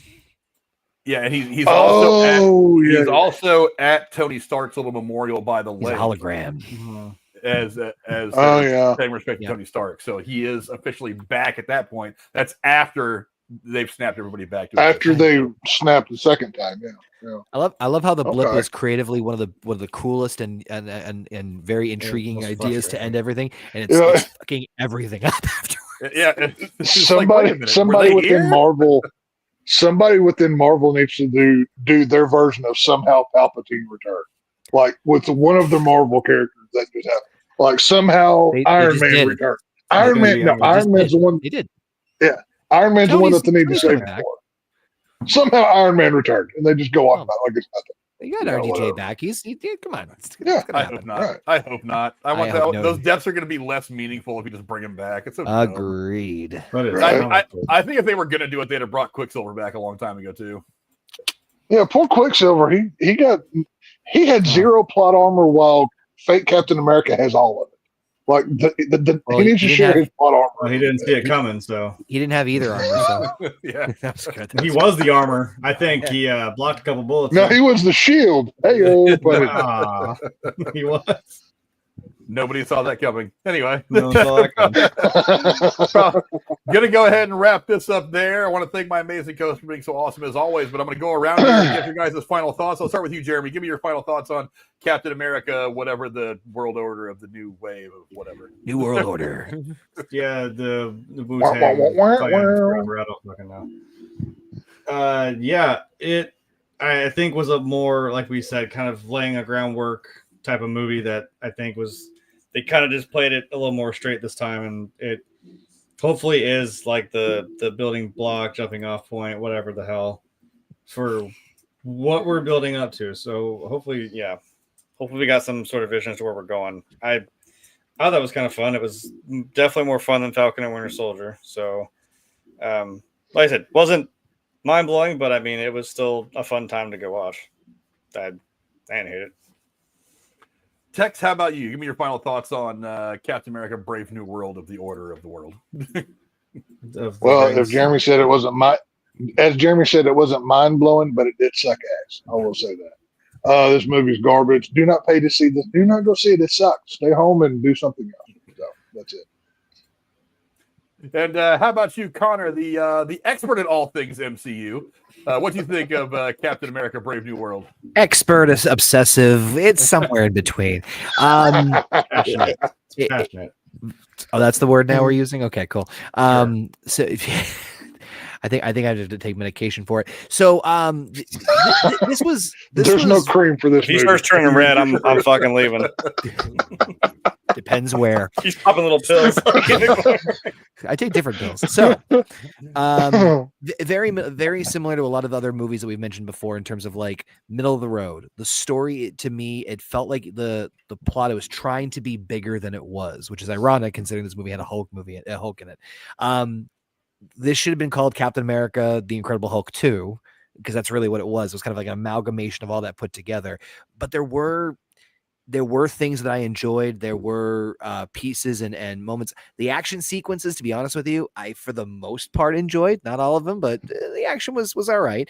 But the tropes and some of the story parts, it was weird. It was like one part would be really good at one part of the movie, and then the one part being bad, and then it would almost flip later on, where it's like, this was.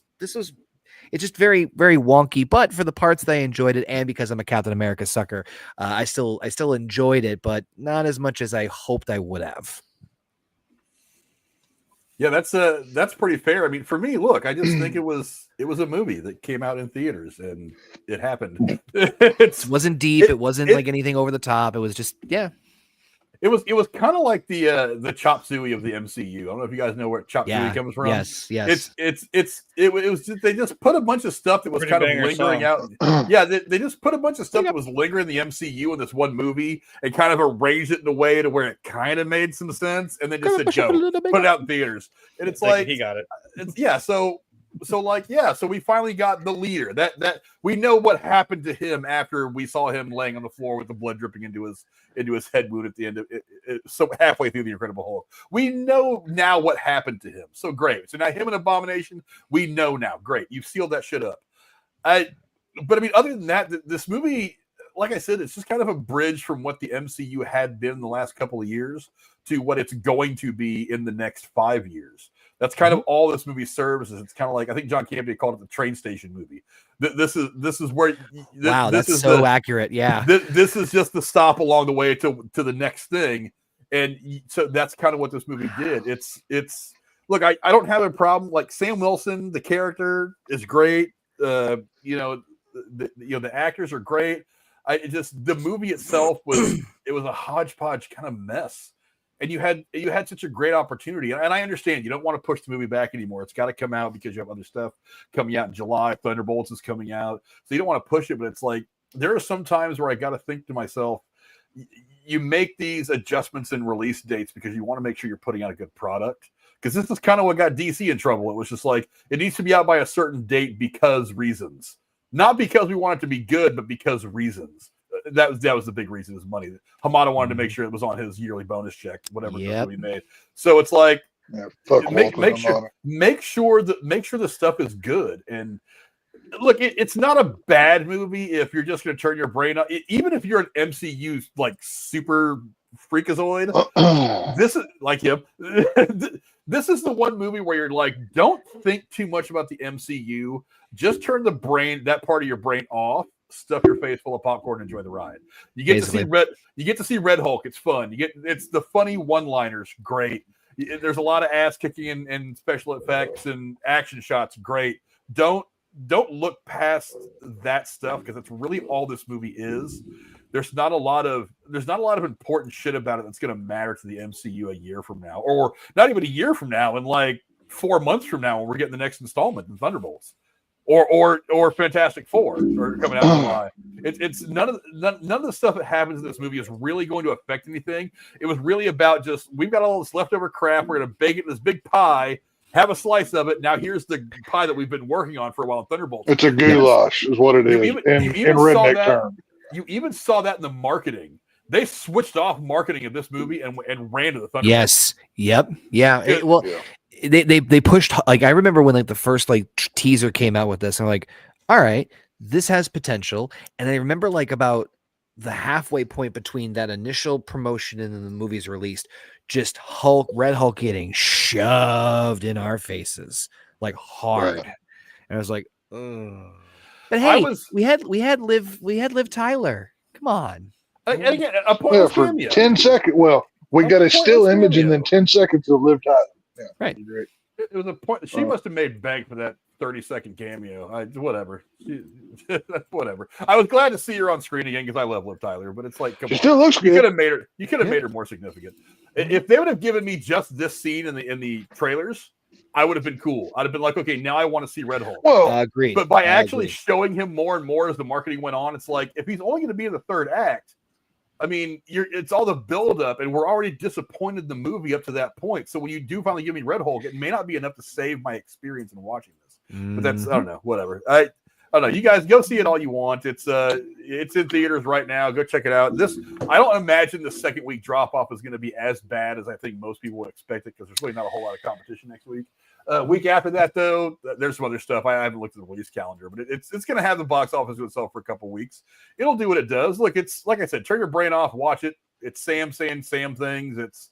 We have little Falcon Jr. now as apparently the sidekick, as his little lapdog.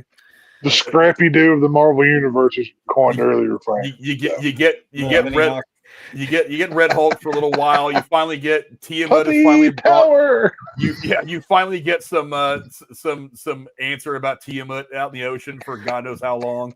So yeah, just go enjoy it. It's whatever. I just chuckled at the idea of like the new Falcon gets killed. He's like, oh my God, where's the body? On your left. Oh, that's great. He can do this all day.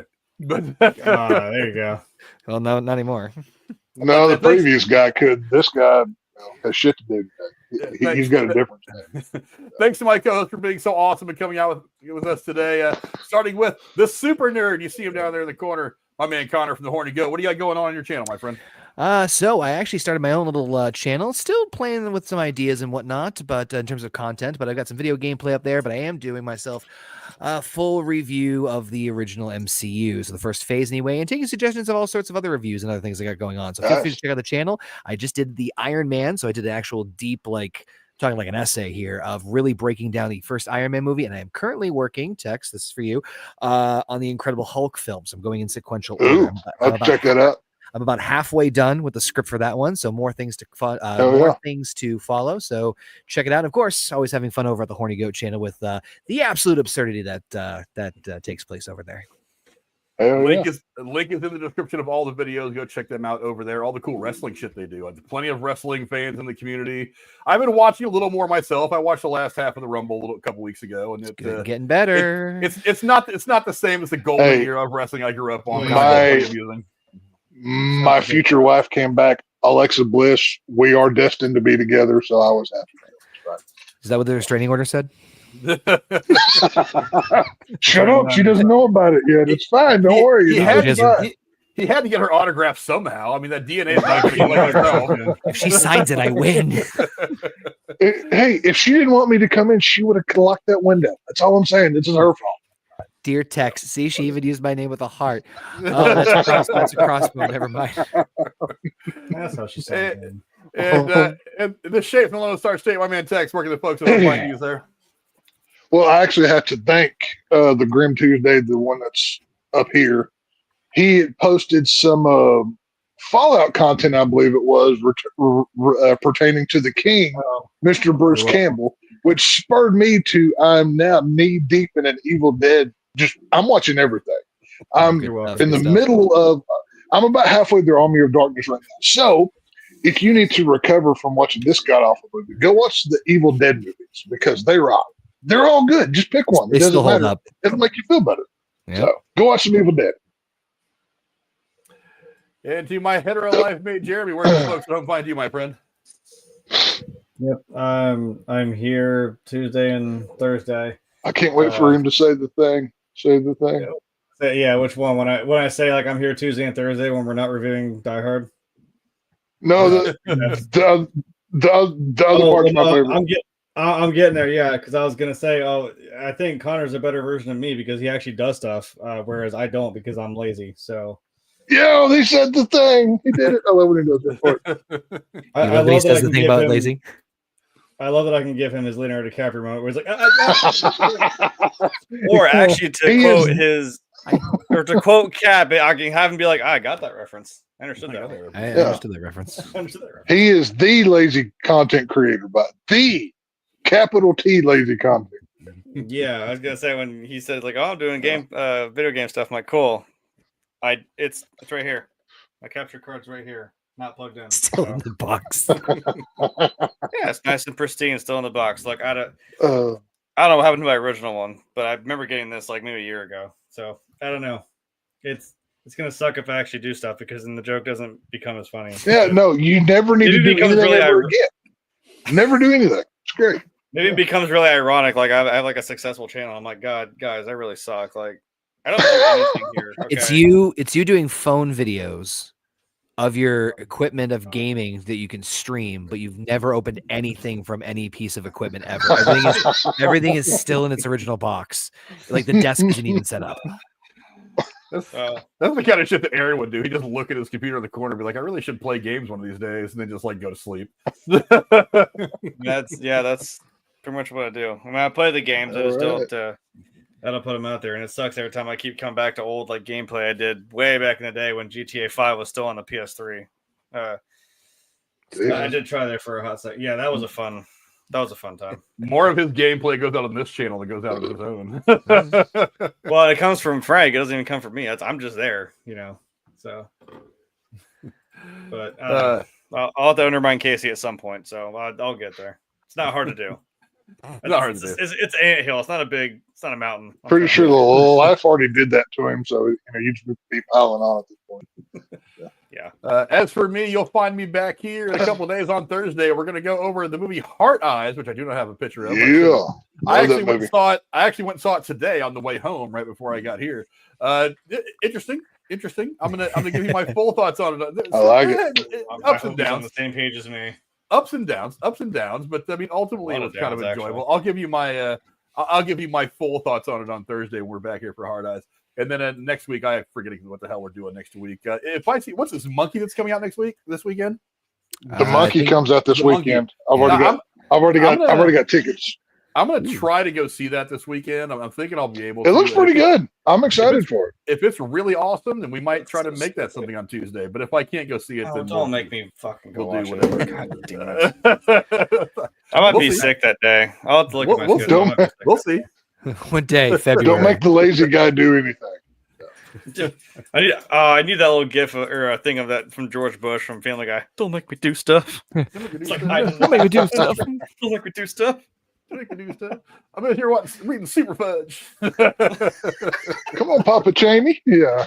Let's see. I'm still looking at last month, so I'm all crazy. Actually, the only one I have scheduled for right now, we got Hard Eyes, and then next week will be Late Night with the Devil. That's what we're doing on. Yeah, God, I love that movie. That was great. And Tex just had a little arrival of something in his pants, but so a couple of horror. There's gamma pills for that. Yeah, they have gamma pills. Yeah. I don't know if that was the same kind of pills he needed. Yeah, we'll find out. Yeah, Rachel said she was also going to be sick that day. If it comes out that red, you don't need pills. You need to go to the doctor. You've got something else. So no, you need to call everybody. There's a good reason why I married that woman, because she says that movie is just as dumb as I think it is. So, as my granny would say, you loved a woman that wasn't clean if it comes out that red. You know what I'm saying? So, whatever you gonna do. Well, he was a military general. He'd probably seen a few Filipino hookers in his time. He was probably in Vietnam, so you don't in Vietnam. That just proves Jeremy and Rachel have bad taste in horror because they didn't like Hard Eyes stuff. Gamma I penicillin. stand proven. If you need gamma penicillin, boy, you really screwed up. Hey, stay away from. We saw what kind of a whore She-Hulk was, shaking her bits around and whatnot. You stay away from her. Wait, you're gonna get in trouble. That begs the question then, can potentially Hulk-ridden DNA hosts contain STDs? Can Hulk mutate this is going to go down another rabbit hole. I'm sorry, Frank. And technically Iron Man in the comic books, Tony Stark was banging She-Hulk for like a long time. I know. We're gonna have to save some of this for a Patreon only stream, I think. Right. No, it'll be the Rumble stream because over there we can say what we want. It's fine. Yeah, mostly we're a little cooler on Rumble, but we don't want to upset YouTube with gamma STDs and God knows what else. But thanks to my co-host for being so awesome as usual. We will see you guys here on Thursday as we go over Hard Eyes. Thanks to I don't know why I must have had it playing the whole time, but thanks to Connor for coming and hang out with us. Any MCU film, we are going to try to get him around. He is the MCU expert here in the area. Love having him around. Go check him out in the description down below. All his stuff is fun shit. Go check him out. Everything he's doing. Tex, Jeremy, you guys were awesome as always. We'll see you guys on Thursday. Adios. Take your gamma penicillin. I can't even talk. Gamma penicillin. There we go. Jesus. Casey wants to get some of that gamma penicillin. What the gamma penis? Well, if Casey'd stay away from Hobo Jim, he wouldn't have these problems. But we all know he can't stay away. So. Well, why do you think he needs the gamma penicillin? Because he's been messing around with Hobo Jim. This is why you don't get coupons from Hobo's kids. Casey's the kind of guy that goes to the dentist and pulls his pants down hoping to get molested. Is that a drill doctor, or are you just happy to see me? That's why he goes to church. He wants to find that one priest who's going to fuck with him. Why are there holes cut on these Hulk hands? And now, folks, it's time to say goodnight. We sincerely appreciate your patronage and hope we've succeeded in bringing you an enjoyable evening of entertainment. Please drive home carefully and come back again soon. Good night.